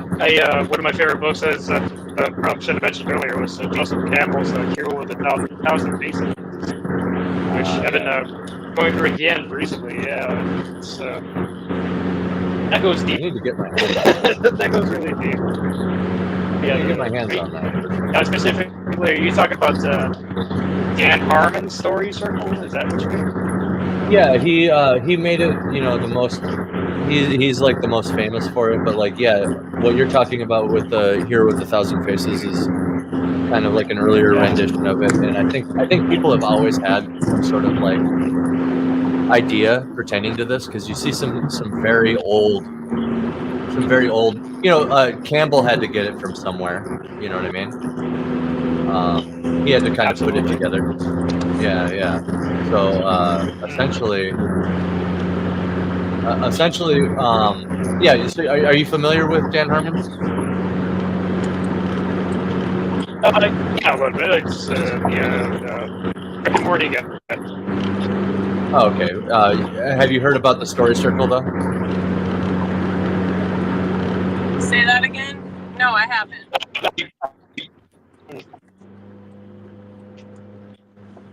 Essentially, it has 8 parts to it. You know, you need go. You know, it's all labeled. You need go find. You know, take, return, resolution, whatever. There's 8 parts to it. Oh yeah. I think you've told me about that. Pretty sure. Right. Because you've taught me everything about. And you've taught me a lot, but I mean, I forget a lot of things too. But you've told me about a lot of the process from those master classes that you've learned. Right. So basically what I'm getting at is you can take this story circle idea, which has 8 parts to it, right? So now we have a number, the number 8. So you can times that by 2 or 3, depending on whatever your story needs, maybe even 4. So like, you know, 4 would be 32 chapters, right? If you broke each part down into 64. Yeah. So then you could say, if you like a novel length is like roughly 32 chapters, you know, around there. So you could say, you know, getting that number, you have to take the number from the story circle 8 and times it by 4. So that means each bullet point on that 8-part story circle is now 4 chapters, right? So you can kind of see where I'm getting at. Yeah, and it really depends on what the story needs, because the traditional 3-act structure has about 32 chapters as well. And when you lay all that out, it actually breaks down pretty well into like a fully complete story, and you can bullet point that all out, and it's about 30 something different bullet points, which means each of those bullet points can be a chapter, right? So this is what I'm getting at. You can kind of lay out the skeleton of an entire story using some sort of outline structure like this, and it depends on what the story needs. The way I do it is I like the story circle because it has that, you can keep going, like, because imagine, okay, each of those bullet points, each of those chapters, right? I said there's 4 for each bullet point. Each of those 4 bullet points, you could use a story circle for those too, right? So it could be 4 story circles that are just completing the first bullet point on your overall story circle for the entire novel, right? And the reason I say it's kind of like a hybrid of 3-act and story circle is because I'm taking this micro approach with the story circle, and you're stretching it out to the macro, like the 3-act structure. Right. And you're doing the math that's required to do it. Like, I personally like timesing everything by 3. So I would do it. If I did it this way, it would probably work out to something like 24 chapters for me. Okay. But I've been thinking about something along those exact same lines, and there, it also sounds like the snowflake method is very much like what you're talking about too. Snowflake? Explain that. Particularly the snowflake method, yeah. Randy Ingermanson, how to write a story, how to write a novel using the snowflake method. And what he talks about is, writing a novel for dummies. That's basically the same boat, as far as I understand. But he talks about how the snowflake, which is an octagram, right? It's you can keep multiplying by 2 and get as detailed as you want, but you basically start with like 4 and then 8, and then you can get into more refined detail as you need it, as your pacing requires it, or whatever. Yeah. Oh yeah. And it's I didn't even know this was a thing, dude. Didn't even know this was a thing. Oh yeah. That's awesome. No, I never heard snowflake. I researched this for like a year straight, pretty intensely, and I never encountered snowflake. That's really cool. It's really cool. Yeah. Comes with the whole. I love. I love figuring stuff out. That book is like a novel for itself. Yeah. Isn't it funny how just like there's people come up with their own terminology on top of something, but the underlying ideas are kind of there waiting for everybody to just dig them up. Right. You know what I mean? Oh yeah. And then we put our own spin on it, our own name. We'll call it the Ben Heath story circle. You know what I mean? Yeah. Exactly. Put our stamp on it. Yeah. So that's essentially what I'm kind of getting at is yeah. But just saying you would outline like that for the whole thing, and then get into the nitty gritty with like each chapter and then each scene and. Right, because here's the thing, when you have a goal in mind like this going in, you're like, hey, I can just break it down very simply like this, mathematically, using this thing that exists, which is the story circle. Now, if you don't like the story circle, you can edit that however you want. It can be a 9-part thing, it can be a 12-part thing, it can be a 4-part thing, whatever you want. You can just start with some sort of structure, though, right? Some sort of rule or guideline for yourself to follow, and then you can mathematically extrapolate that out to the length of a novel. Now you have a numbered goal in mind. You're like 33 chapters. That will give me 150,000 words if each chapter is X amount of words long, between X and X, right? Right. So then you're like, okay, holy shit, there's the finish line. I can see the finish line. It's right there. I have a goal. Holy shit. So then now, yeah. So then you just lay out all these bullet points. And then you know what? Right. Now we're getting into the really fun part of world building, because now you get to just think of what happens through an entire story. You're like, oh, this chapter says that this should be, these 4 chapters right here are supposed to be, the portion of the story circle that's labeled take, which is usually, like that's, this, that's when the sword's pulled out of the stone, the lamp, you take the lamp out of the Cave of Wonders, you steal the lamp. It's literally the take. Right. It's the take moment, or it's also the pay the price moment. But either way, you're like, these four chapters here are going to be the pay the price take moment. Which means now you have a rules set up for how this. Yeah. Yeah, you get your rules set up for like how you're going to write this now. How the story is going to go too. Yeah. You're like, these four are the take moment, you know, which probably has its own actual moment involved. But like, yeah, like let's say in your novel, the take moment of the overall, because the world outline is focusing on the grand story, right? So like the take moment, quote unquote, is like I said, 3 or 4 chapters. So how do you have 3 or 4 chapters Hey, can you hear be me? about? Yeah, I can hear It's you. really loud in here, but I'm just letting you guys know I can't hear you even with the volume up because I'm in Buffalo Wild Wings. And Okay. the other Dasher, I have 2 on this order, and the Dasher stole one of the orders, so I'm going to be here for 20 minutes until their order is ready. Okay. So I'm just going to mute or I'm just going to join after I'm done with this. Okay. But yeah, what was I saying? Yeah. Oh yeah. So these 4 chapters, you know that these 4 chapters are the take moment, but it's from a grand perspective, the world outline, right? As I've been calling it for the podcast. So how do you have the moment where Aladdin takes the lamp out of the cave as the take moment over the course of 4 chapters? Because that sounds like just a single scene, right? That's the scene where Aladdin takes the lamp, right? Well, it's because build up to, you're gonna tell the story. Yeah. So where's the moment where that starts, right? Where's the moment where that starts? Is it where he starts planning the expedition out there, or is it where Jafar tries it for the first time with the nobody, with the mercenary, right? Is that where you start with those 4 chapters? I think that's where you start with those 4 chapters, because now you get to foreshadow. I'm using Aladdin as an example, but like, yeah, they that's good writing, because like they use Jafar to like foreshadow, you know, and they're also setting up the story and their world building. You know, it's a microcosm.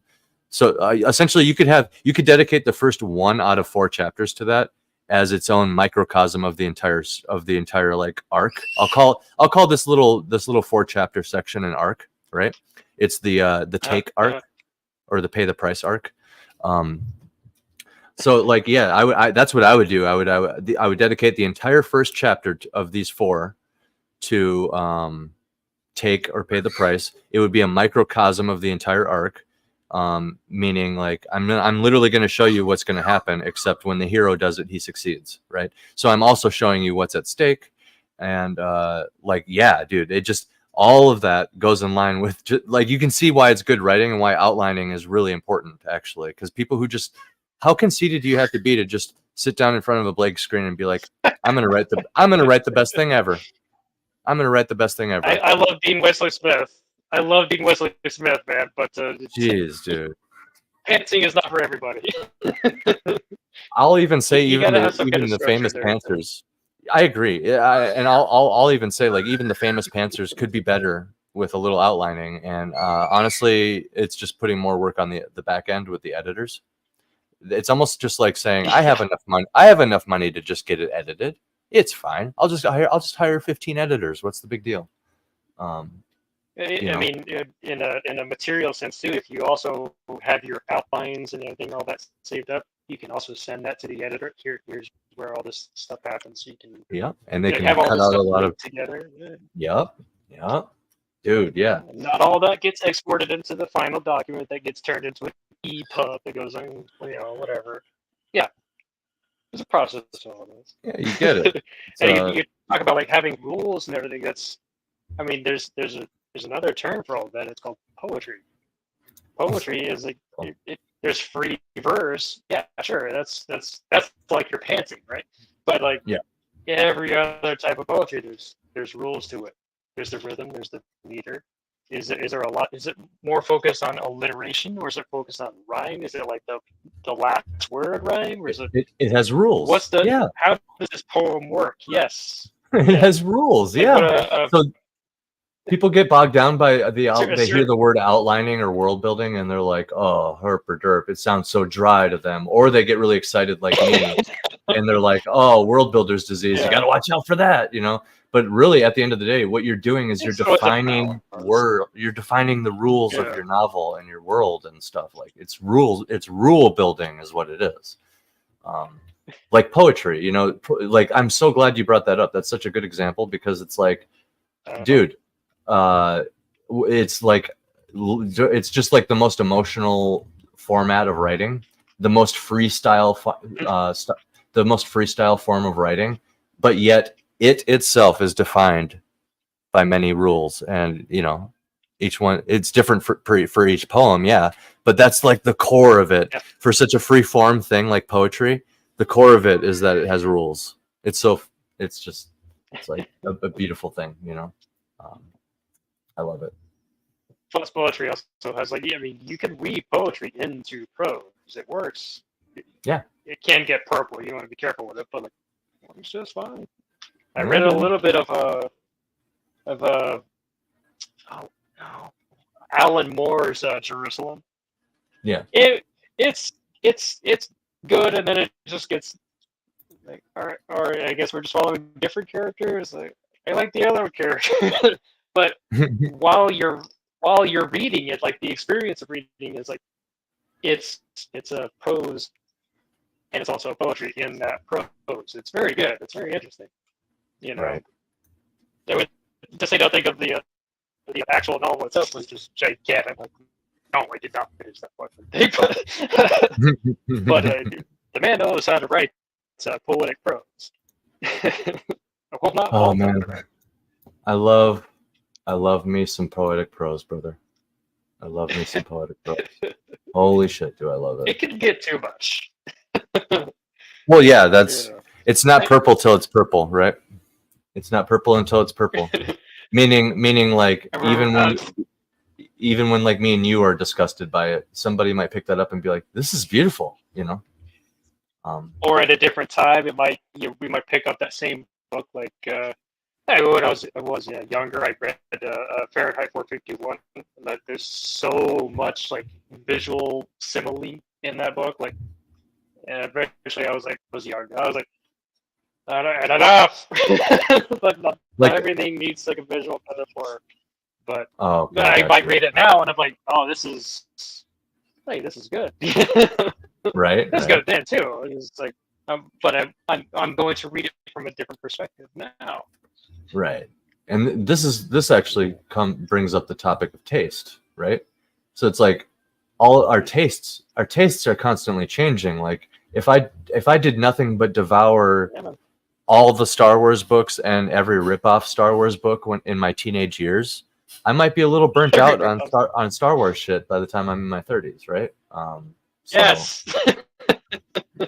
Just saying. So like, yeah, like this is why it's important for writers to also never ever take anything personally, even when they are very clearly personally like attacking you or trying to or whatever.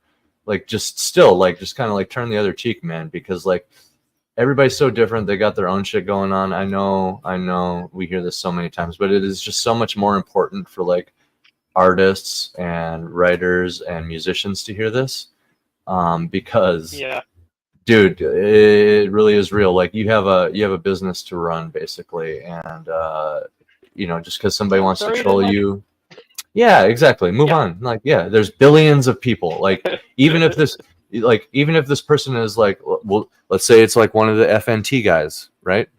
Like, they just they hate it. They hate your story about them. That's fine, because there's billions of other people. Yeah. Right. But it's fine because there's billions of other people, It's like, yeah, that kind of gets it. Like, I mentioned on Twitter, I kind of wanted to talk about like online discourse. Yes, you did mention that. Yeah. I'm trying. Yeah. When the way I behave myself on Twitter is like, everybody's like, is constantly trying to like own each other. It's like, yeah, gotcha. Yeah. What about this? It's all just dunking is a thing. Red team, blue team, going to. Yeah. Is there room for just somebody to just be nice? Can we just be friendly?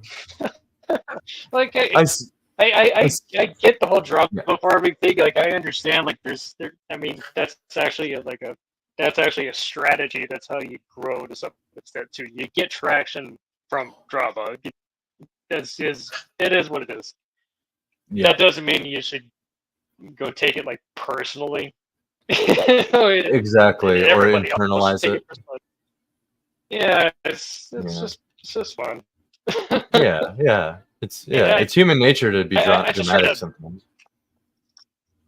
Yeah. Some people more than others, and Yes. not so much. Yeah. Like, I try to just don't like my dad. I mean, I had a good father. My dad taught me, like, don't say any words that you can't eat. That you can't eat. I kind of live by that. That you can't eat. Like, be ready to stand up for what you say, and don't say anything too stupid. You know what I mean? Oh yeah, because if you can't eat your words, then that's something that you can't take back. That's something that you can't even apologize for. That's something that you don't know anything about, whatever the thing Absolutely. is. Yeah. Absolutely. And there's sometimes like all right out the street, I'm like, no, I'm backspace there. I'm not doing that. It's just gonna go down a whole long hill that I don't want to go down.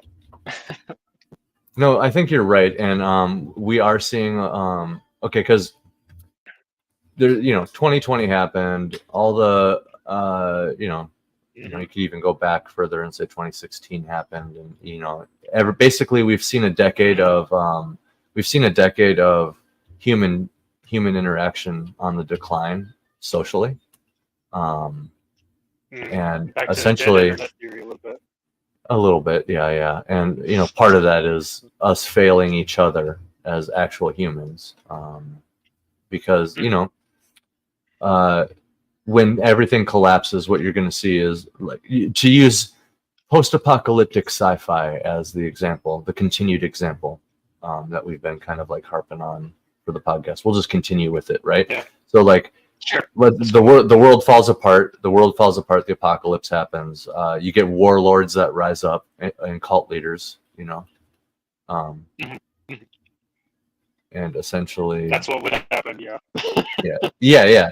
So essentially, you see these warlords and cult leaders in the form of, like, for example, commentary YouTubers like FNT guys, just to continue more examples, or like, but what ends up happening, and I'm not saying these guys are this thing that I'm going to say, but what ends up happening is you get warlords, as I said, and they're not always good.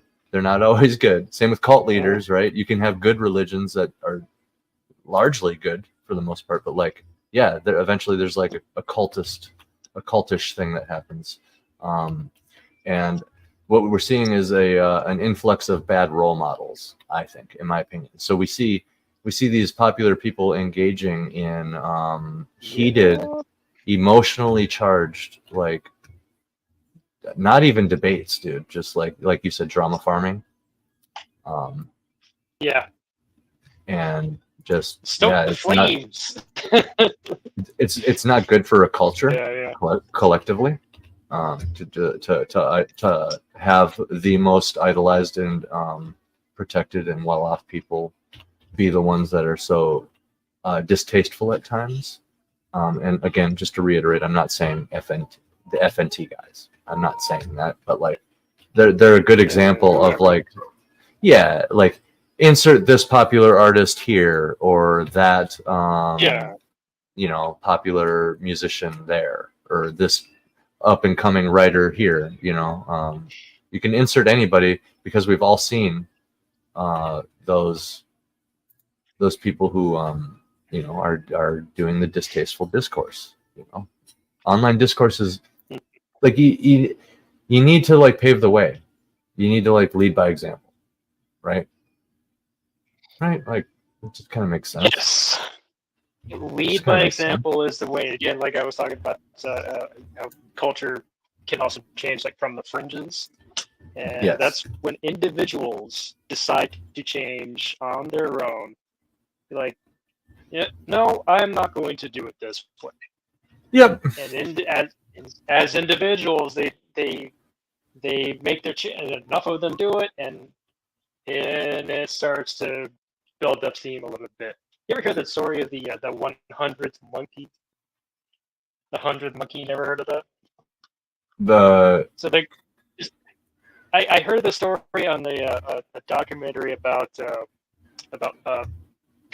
peak oil, finite oil. It was about this. It was a long time ago. It was about this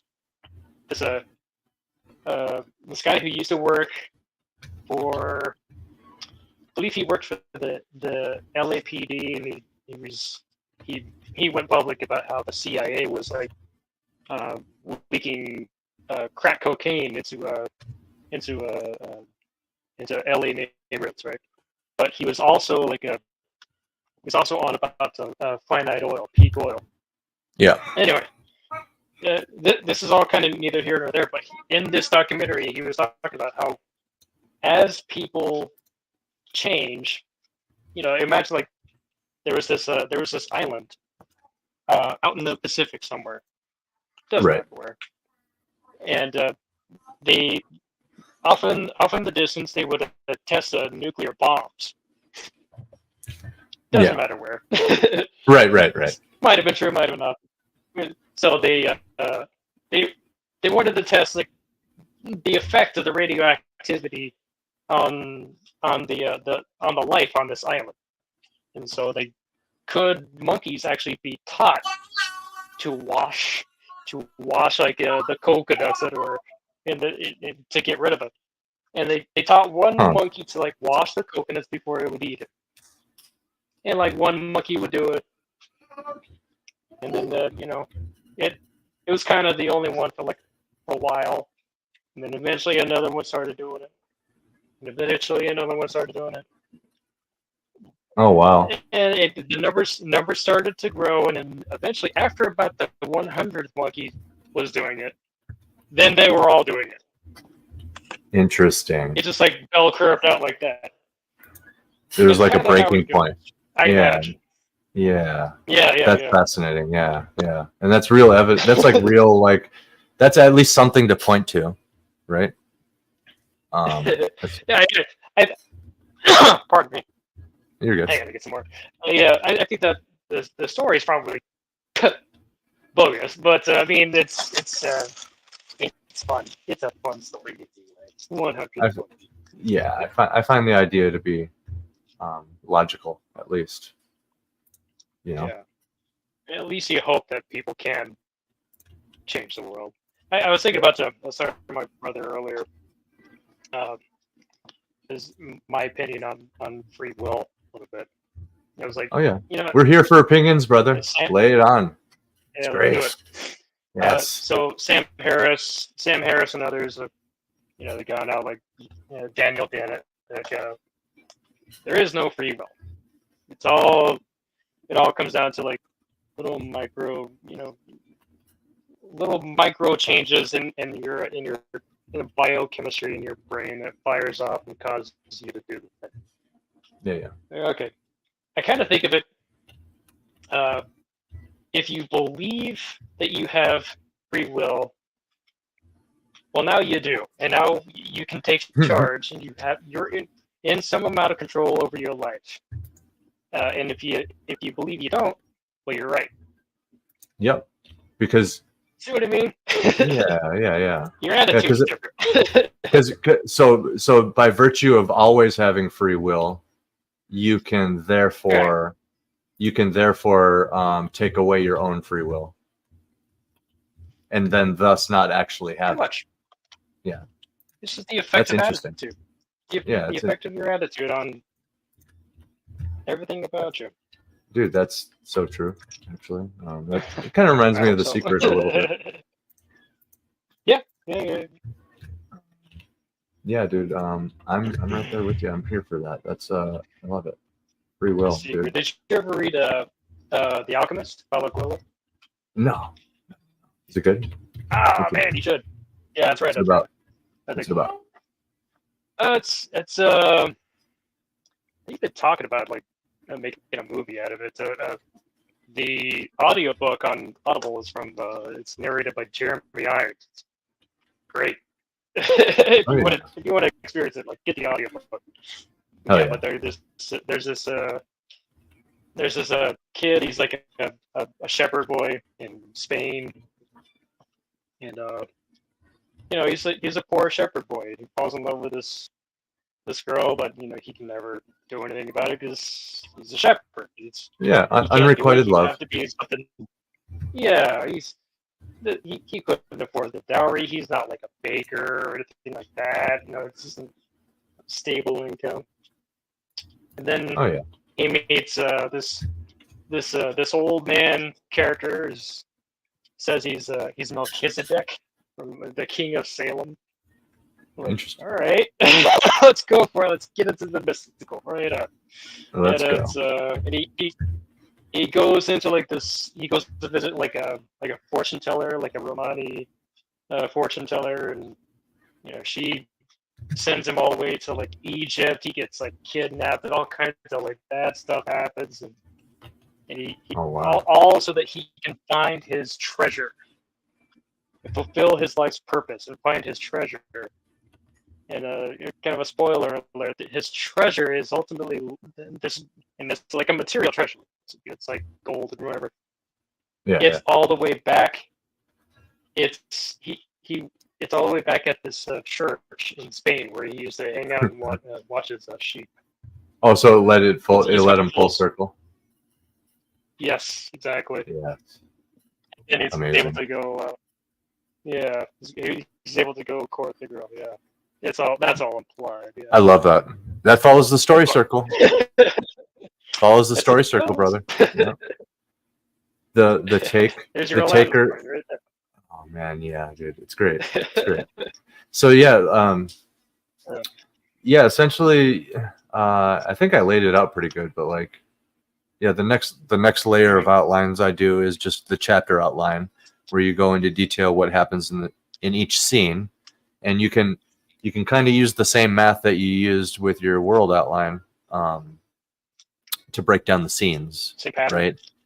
Yeah. So it's like if I times the circle by 4, if my number that I chose is 4 to get to the novel length, then essentially you can say that there's 4 scenes in each chapter, right?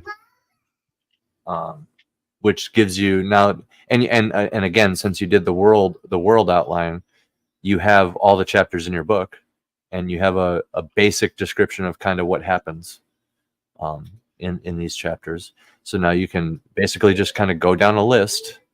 You can basically just go down a list and go one chapter at a time and break down 4 scenes per chapter that all lead one to another. And you just do like 4 short 1-sentence descriptions. So what's scene up, my 1, people? not much. How you doing? Yo. So you What's do like happening here? we're talking about chapter outlines. So you do like scene 1, and then you're like scene 1. He pulls What's the sword from happening? the stone. What? We're talking about chapter outlines. Dude, where's Andy? What? I'm right Can you here. hear? Can you not hear I can me? only hear you. Oh, let her know that I I'm can't see talking. or hear Andy. That's weird. Hold on 1 second. That's weird. How strange. Yeah, he's on. I can hear him. Yeah, and I'm talking. Oh God. Okay. Yeah. So it's like scene 1, he leaves the farm. Scene 2, he finds the cave. Scene 3, he pulls the sword from the stone. Scene 4, he returns home. Right? That's a very oversimplification and sounds like an entire story. But you can do that just figuring out those jump points with the scenes, and you need 4 scenes per chapter, and you have 32 chapters. You know what I'm saying? It just like extrapolates. Okay. Now. And then I can hear you.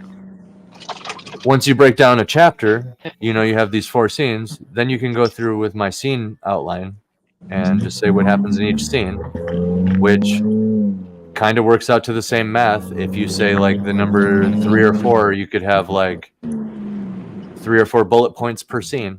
And then just what that does is this is the really important part, the scene card template, because what this does is it keeps you on track in the moment. So you have your general bullet points of like kind of what's supposed to happen in these scenes, and then from there you can kind of pants you can pants from bullet point to bullet point. Yes. And that's what I'm talking about. The details come out. Because now you have a defined path to follow, and now you can just think of all the fun details that you can dump into this as you're following this path. You know what I mean? And you're pantsing, air quotes. You're doing it with the goal in mind. You know what you're doing. Exactly. And, even with like if you ever read like Writing is a Dark by Wesley Smith, like he recommends like you're outlining as you go. You just don't outline ahead of time. But he also heavily implies internalize outlining, so it's all in your head. You have to understand story structure, but it's in your head. That's all just kind of baked in. You know where you're going. What do you think of? Kind of bring this back around. AI generated outlines. AI. Okay, so are you saying? Okay, so it's important to define nuance here because you actually write the story. Yeah. Like you write the story. Yeah. Yeah, you give it like your basic template for an outline. You feed that in and give it to like your just like your elevator pitch for the story, like a pseudo-writing. What's like pseudo-writing? You can do something like this, and then you can just like generate from that prompt just your outline itself, and you don't have to generate the text of the story at all. Mm-hmm. Yeah, then, I think I know what you're getting. Write that out. Yeah. So you basically input all of the hard data from your story into the prompt, and essentially what it's doing is it's organizing it for you. It's organizing data. Essentially. Pretty much. And if you don't like dealing with all the story structure, you'd rather just write, well, here's that for you. Do you think if you did that, you would kind of lose connection with the story you've been developing? Actually, I need to outline yourself. Even though I do support the idea that you're talking about right now, because it really is just like a kind of an elaborate assistant, right? Yeah. That being said, after I broke down my outlines to you, I think we can both agree that there's a degree of redundancy that is involved with this process that kind of does allow you to connect to your own world a little bit more. Like that lady that you're talking about on Twitter, who's just world building all day, every day, and just talking about it live. That's all she does. She doesn't write. She world builds.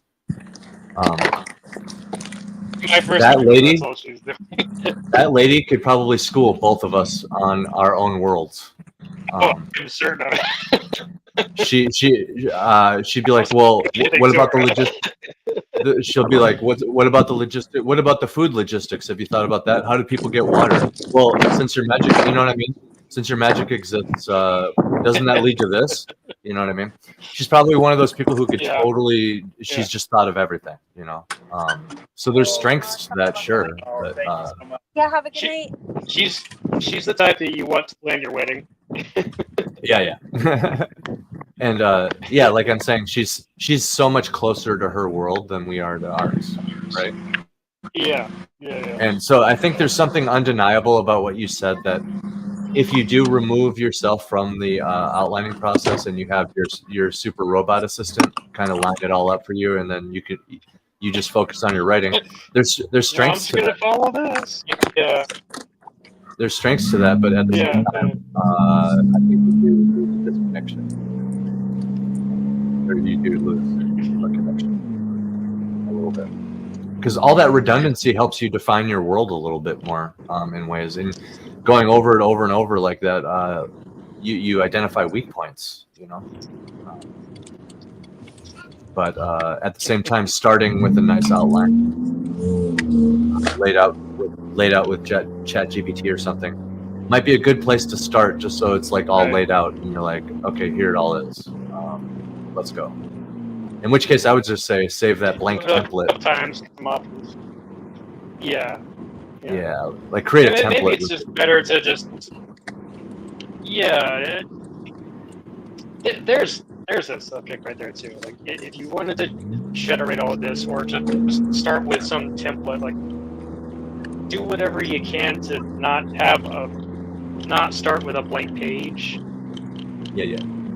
You know what I mean? Is there a difference between starting with a blank page and starting with some material already there that now you're just like shaping this and adding to it?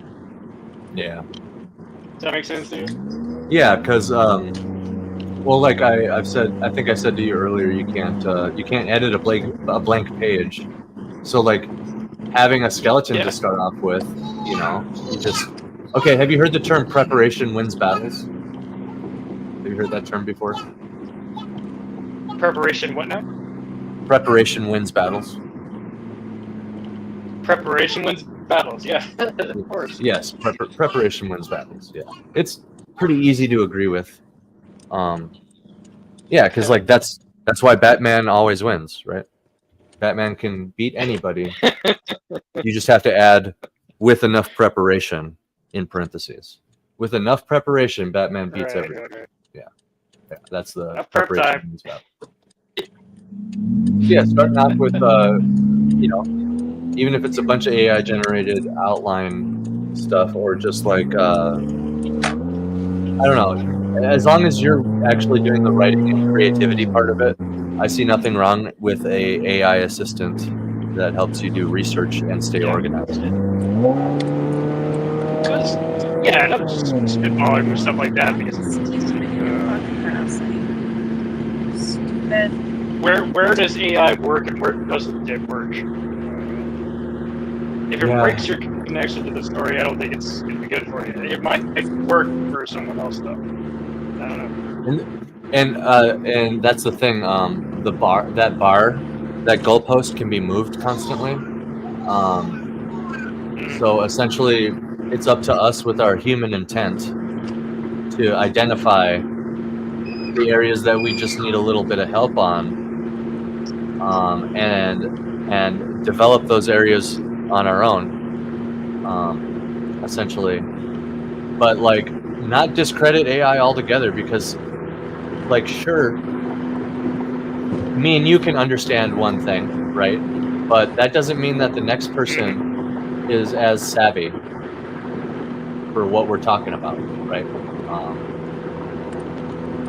So like, what it does is it lowers the barrier of entry for like writing and other stuff,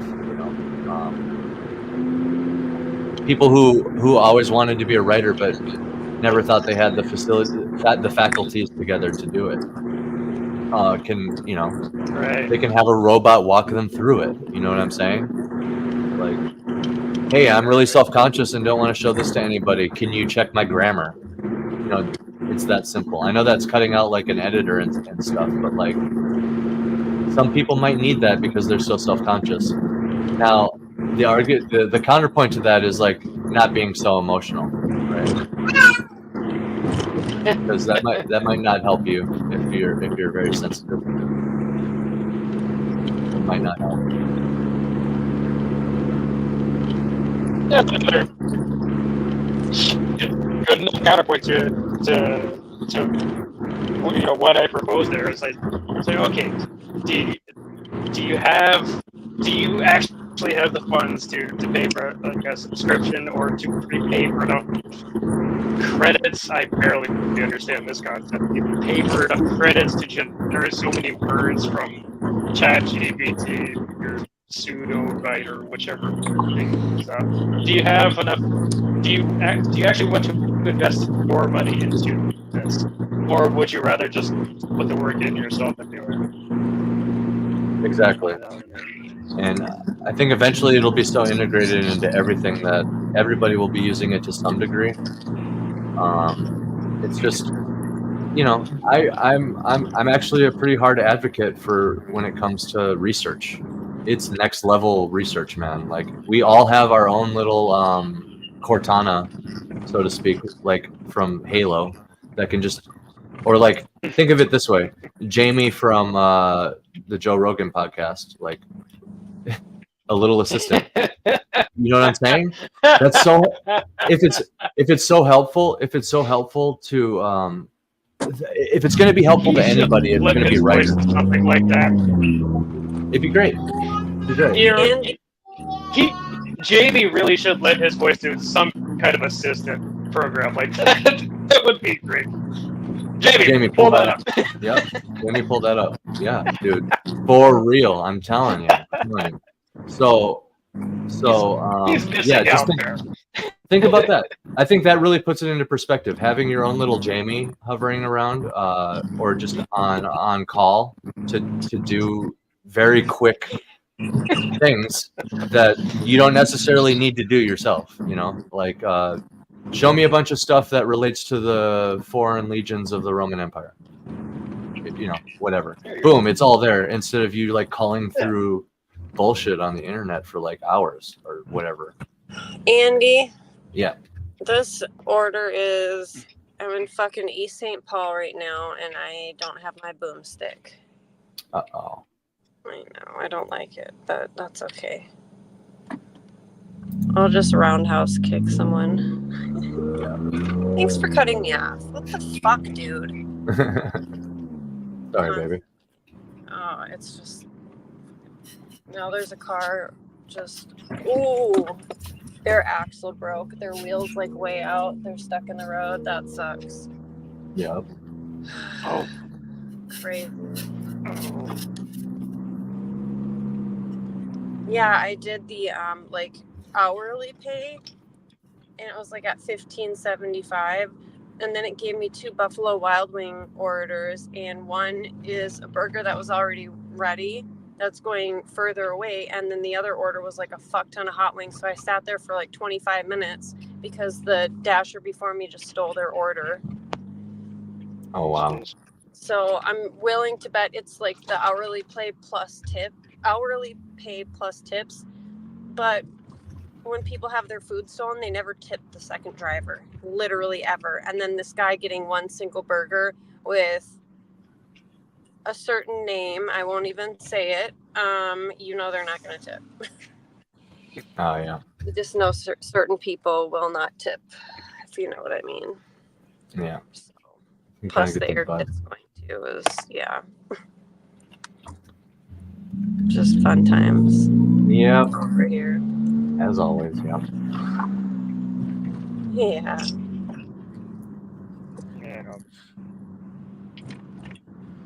I hope this guy enjoys his cold burger, but at the same time, like if he's not going to tip, which, you know, usually they give you the no tip orders when you're on hourly plus tips. Yeah, they just do that too. But if he's not tipping anyway, like I don't care if his food's cold. Yeah. Dang it.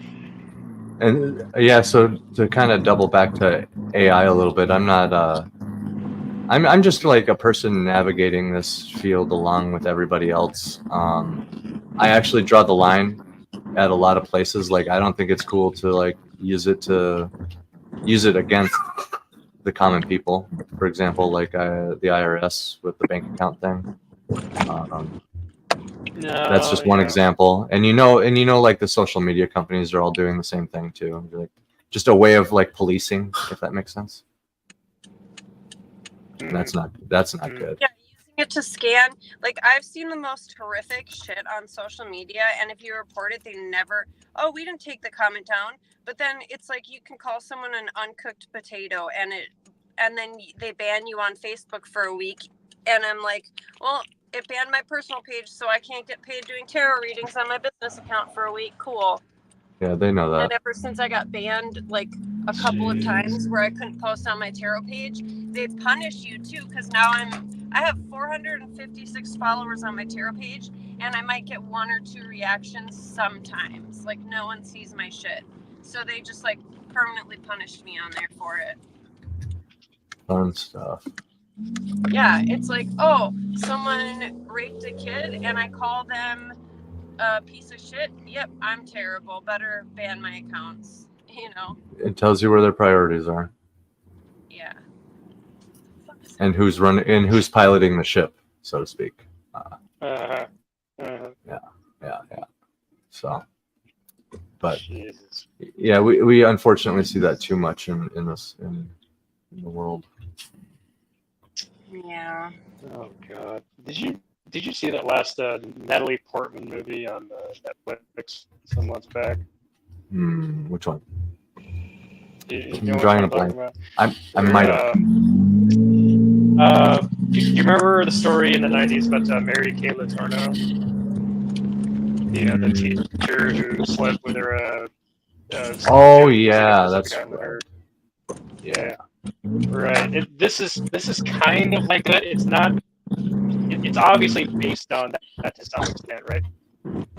But it's fictionalized. These are different people, different characters, right?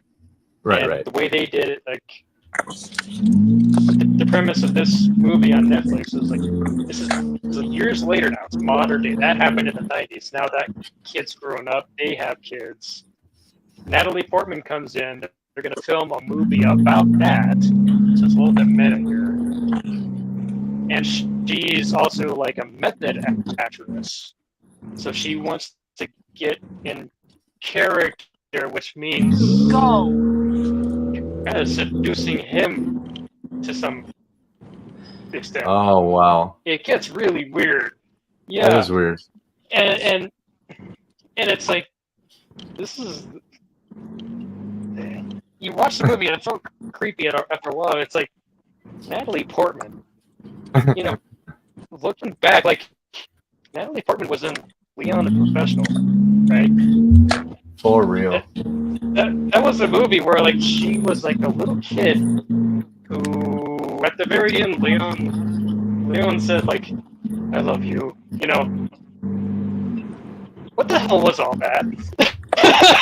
Like you get the sense like this girl got fucked up when she was a kid. Oh yeah. You know what I mean? That was my takeaway from this. You know. Yeah. It's weird when you see like turns, like people take turns like that. Yeah. I felt. Yeah. I'm gonna have Kahuna pop on with us if you guys are cool with that. We're at 2.5 right now, so I don't know, maybe like another hour at maybe another hour at most, I'd say, if you guys are down. Right on. Up to you though. I mean, we've done like 4.5 before, so it doesn't matter to me. A little bit more. I get to early morning tomorrow, but I'll be okay. Oh, yeah. Kahuna joins us from the other side of the world. Arr, matey. Oh.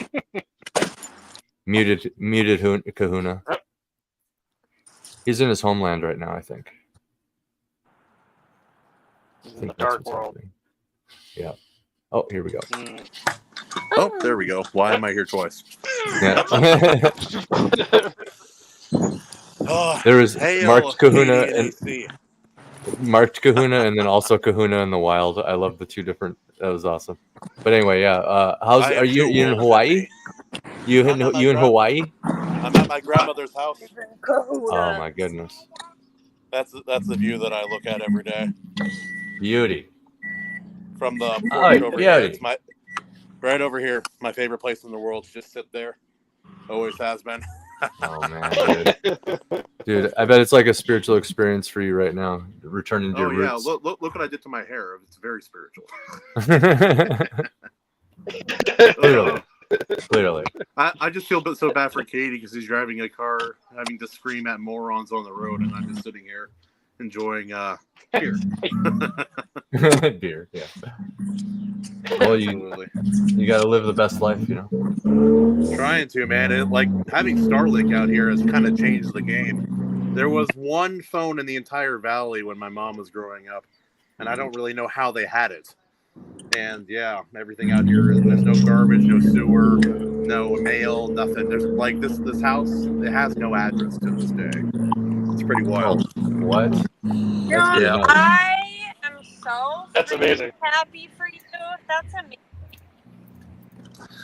amazing. Thank you, Katie. I really appreciate it. Are No, it's a great time. I've been pretty busy. Solo? I haven't been posting anything. Yeah. I have the. It's me, my mother, and then both of my kids. There's no way I could do both kids on my own. Oh, yes. Speaking of kids, hey, Ulrich, say hi. Hello. Hey, sweetie. Oh, that's so You want- fun, you guys. You want to wave, Ulrich? Oh, How or long not. are That's you good there enough for me. for? Yeah, buddy. Oh, you have all your playing toys. Did you see any geckos today? Okay, good. Ah, that's sick. Oh, but man, it's been great. It's been a little bit gray, a little bit windy, but I honestly, when I'm here, sometimes it's nice just because it's very, very hot for me otherwise. Yeah, it looks like you got a lot of sun, though. I mean, you can get burned in the clouds if you're, out long enough, but how long were you there for? I believe until I come back on Wednesday this next week. Oh, awesome. So you got some time, and that's really Yep, I'll be seeing a friend here tomorrow night, and mostly just being here with the kids, going to the beach, going to the Peely Bay, and eating spam musubi, and then having long contemplative conversations with my grandmother. 84 years old, still lives here. Yeah. It's like I think it's 48 or 49 cool. steps from the bottom, from where you park your cars down here. It's 48 steps of wood and stone going up all the way to get to the upper layer of the house. And she still does it, man. Oh, wow. He's a beast. Right. So, Benjamin, how's it going, brother? Nice to meet you. I'm Kahuna. Yes, sir. What are you Nice up to to, meet you, man? too. Yeah, hey. Lose his do-rag. Sitting here talking about the stories and the process. You got your do-rag there. It's just my shirt, man. I can't wear a shirt when I'm here. I just have to show off this distinctly masculine figure. Oh yeah. Outside of in regards to stories, being in a place like this does a lot for the story creating urge in me. Outside of the noise of my children screaming, it's pretty peaceful for that as well. What about you, man? What kind of stories do you like to tell? Oh, sure. Right now, I'm just working on my own, man. that's the most important one, I think. Oh yeah. Nothing wrong with that, man. I was trying to write some of my more important stories earlier, and I couldn't because it was too distracting with all the noises. So I started working on my parody short story. I'm working on making fun of Herman P. Hunter's book. He has the Wizard Stone, and I'm making a short story making fun of it called The Stoned Wizard.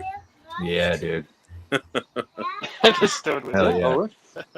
Yeah, Ulrich, this is just old precious things or garbage. We can't tell. We'd have to... Oh, yeah, so my grandma has a blind dog, so she's had to cordon off all of this to make sure the dog doesn't fall through 25 to 36 feet to the ground. And to her inevitable demise. Problem is, it's not the first time it's happened, so the entire porch is cordoned off that way. Oh. But what about you, AC? Are you still stuck on the world building binge, or are you back to spirit animals and such? Oh, I'm not stuck on it. The urge is still there, for sure. But I'm definitely back at it. I'm just like we were just talking about that earlier. Yeah. We were talking about how important it is to have like a hard shut off for that, or like a plan in place while you're outlining to like an out. An exit plan. Yeah, because otherwise you're just doing that perpetually. Yeah.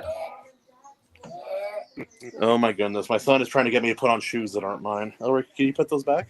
There. Yeah. Nope. I agree with that. I've had a couple dozen worlds that I've designed and written stuff down about, and it's just the perpetual world building disease. Yep, world builder's disease for sure. That's 100%. And yeah, I was just telling them that like going into the outline process with like that as a goal, right? Yeah. Get in, get out. You get just what you need, kind of thing.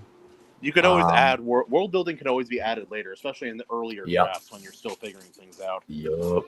The problem is, like some people, I'm sure AC, I'm sure you've had. I think you and I've talked about this anyway. Like you'll go in, you'll start writing. You're like, oh, this is a great idea. Start writing stuff down, and then it's just a mess. Yeah. Yes. I was telling him earlier about this place. Dude, I am seriously in the sketchiest ass place. Oh my goodness. Forgive me. Yeah, that I was sleeping. Yeah, I was telling him earlier about Oh, go ahead. There you go. Oh no problem. Yeah, I was telling him earlier. I had a story about basically live streamers and like a murder and a murder mystery or slasher or something like that.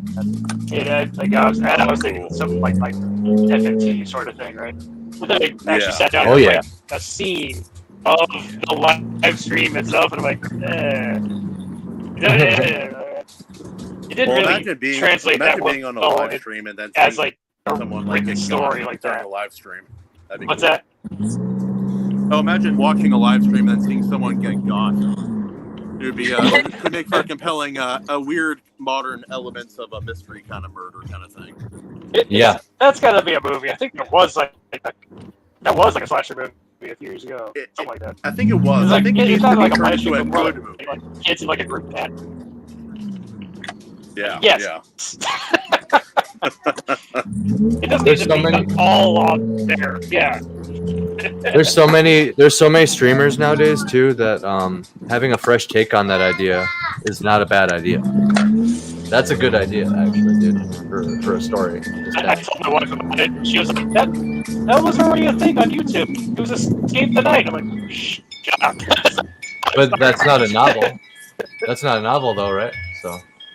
No. Yep. Those wind chimes are a banger.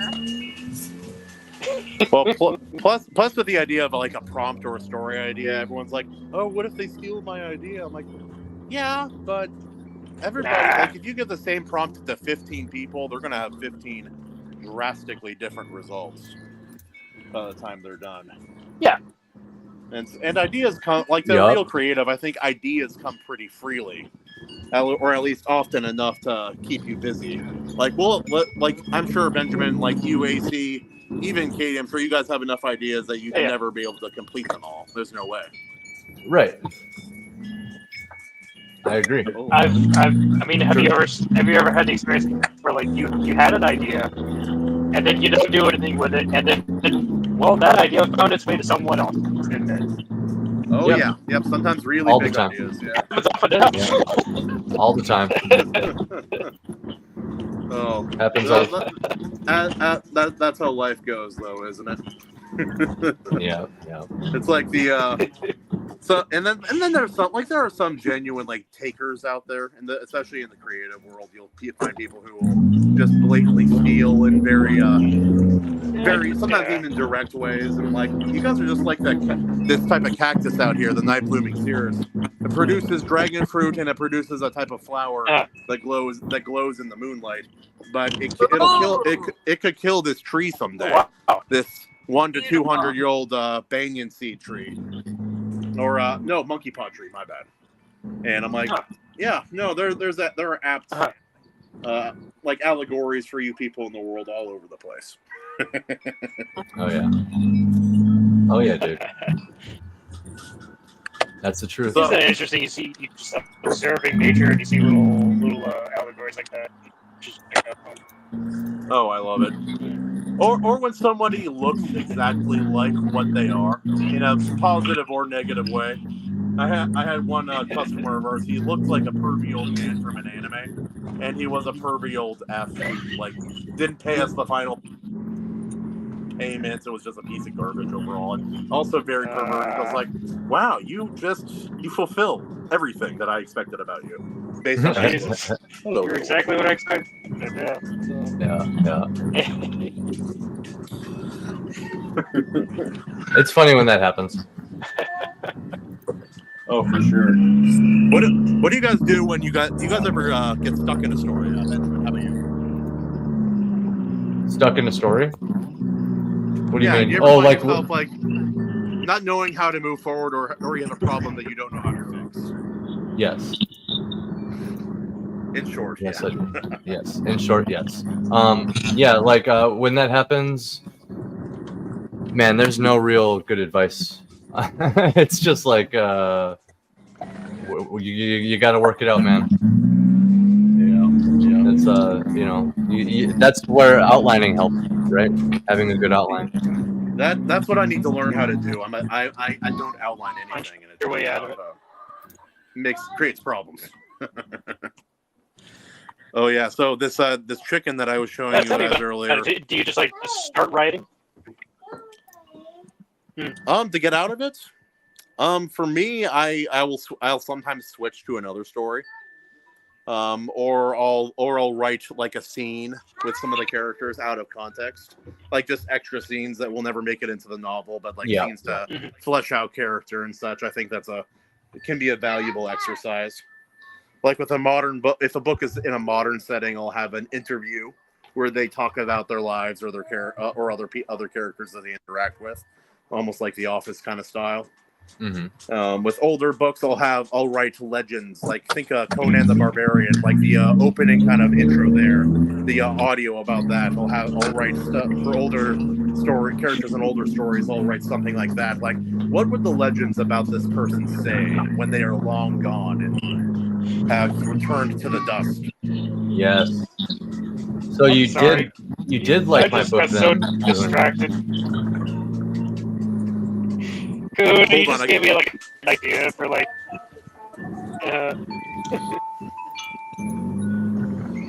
Hold on, I get my son unstuck from a door. Yeah, there we go.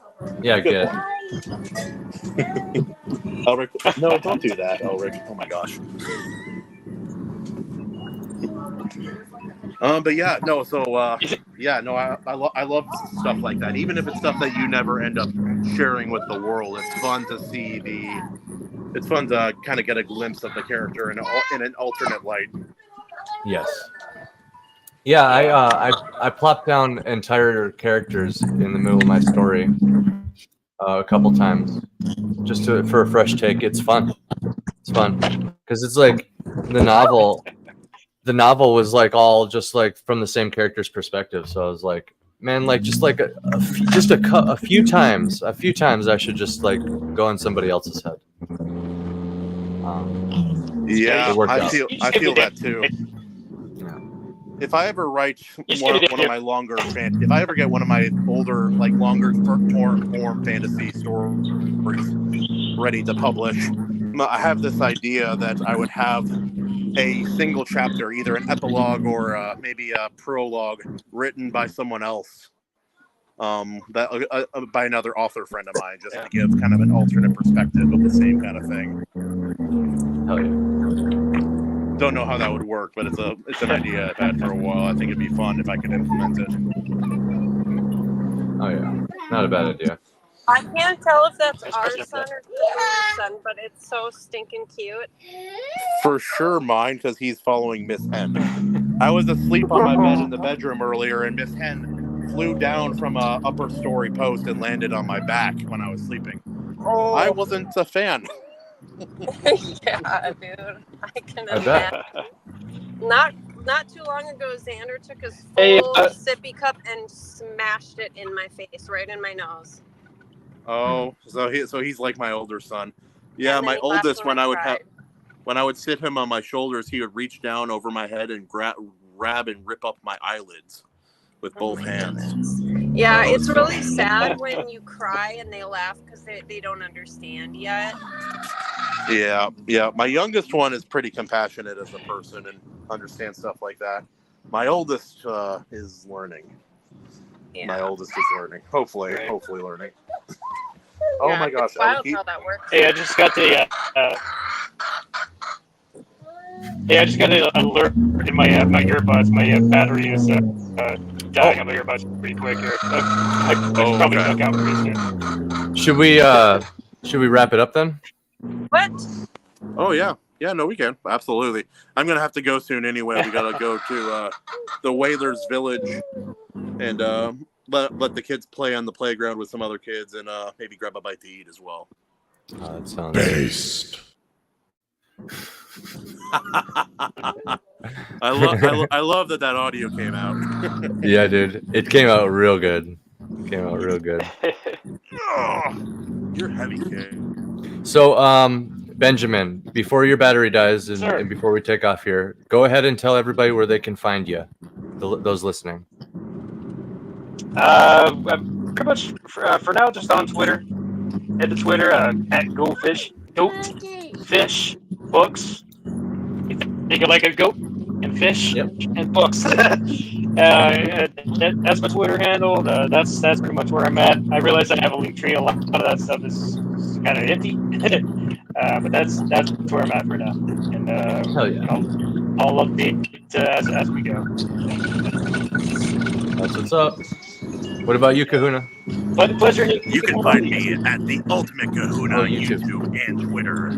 I will be posting some Hawaii content. I even have internet, so I have no excuse other than I'm on vacation with my children. But yeah, I'll be posting some content about this here soon. Maybe talk about some of the local limpids that people eat, some of the stories that I remember from when I was younger, and stories I've heard from those much older than I.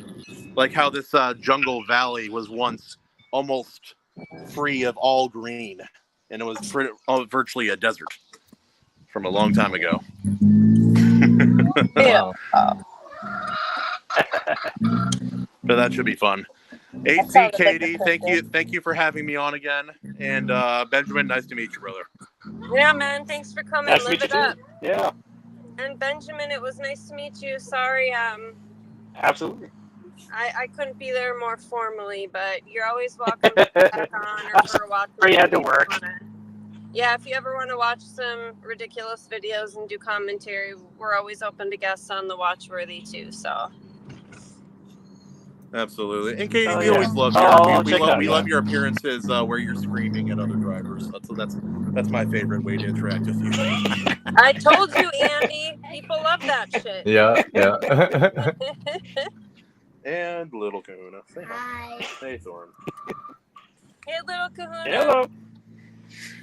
Have so much fun on your vacation with your family. I'm so happy for you guys. Really, really deserve this. He's a good boy, even though we need to scold him most of the time.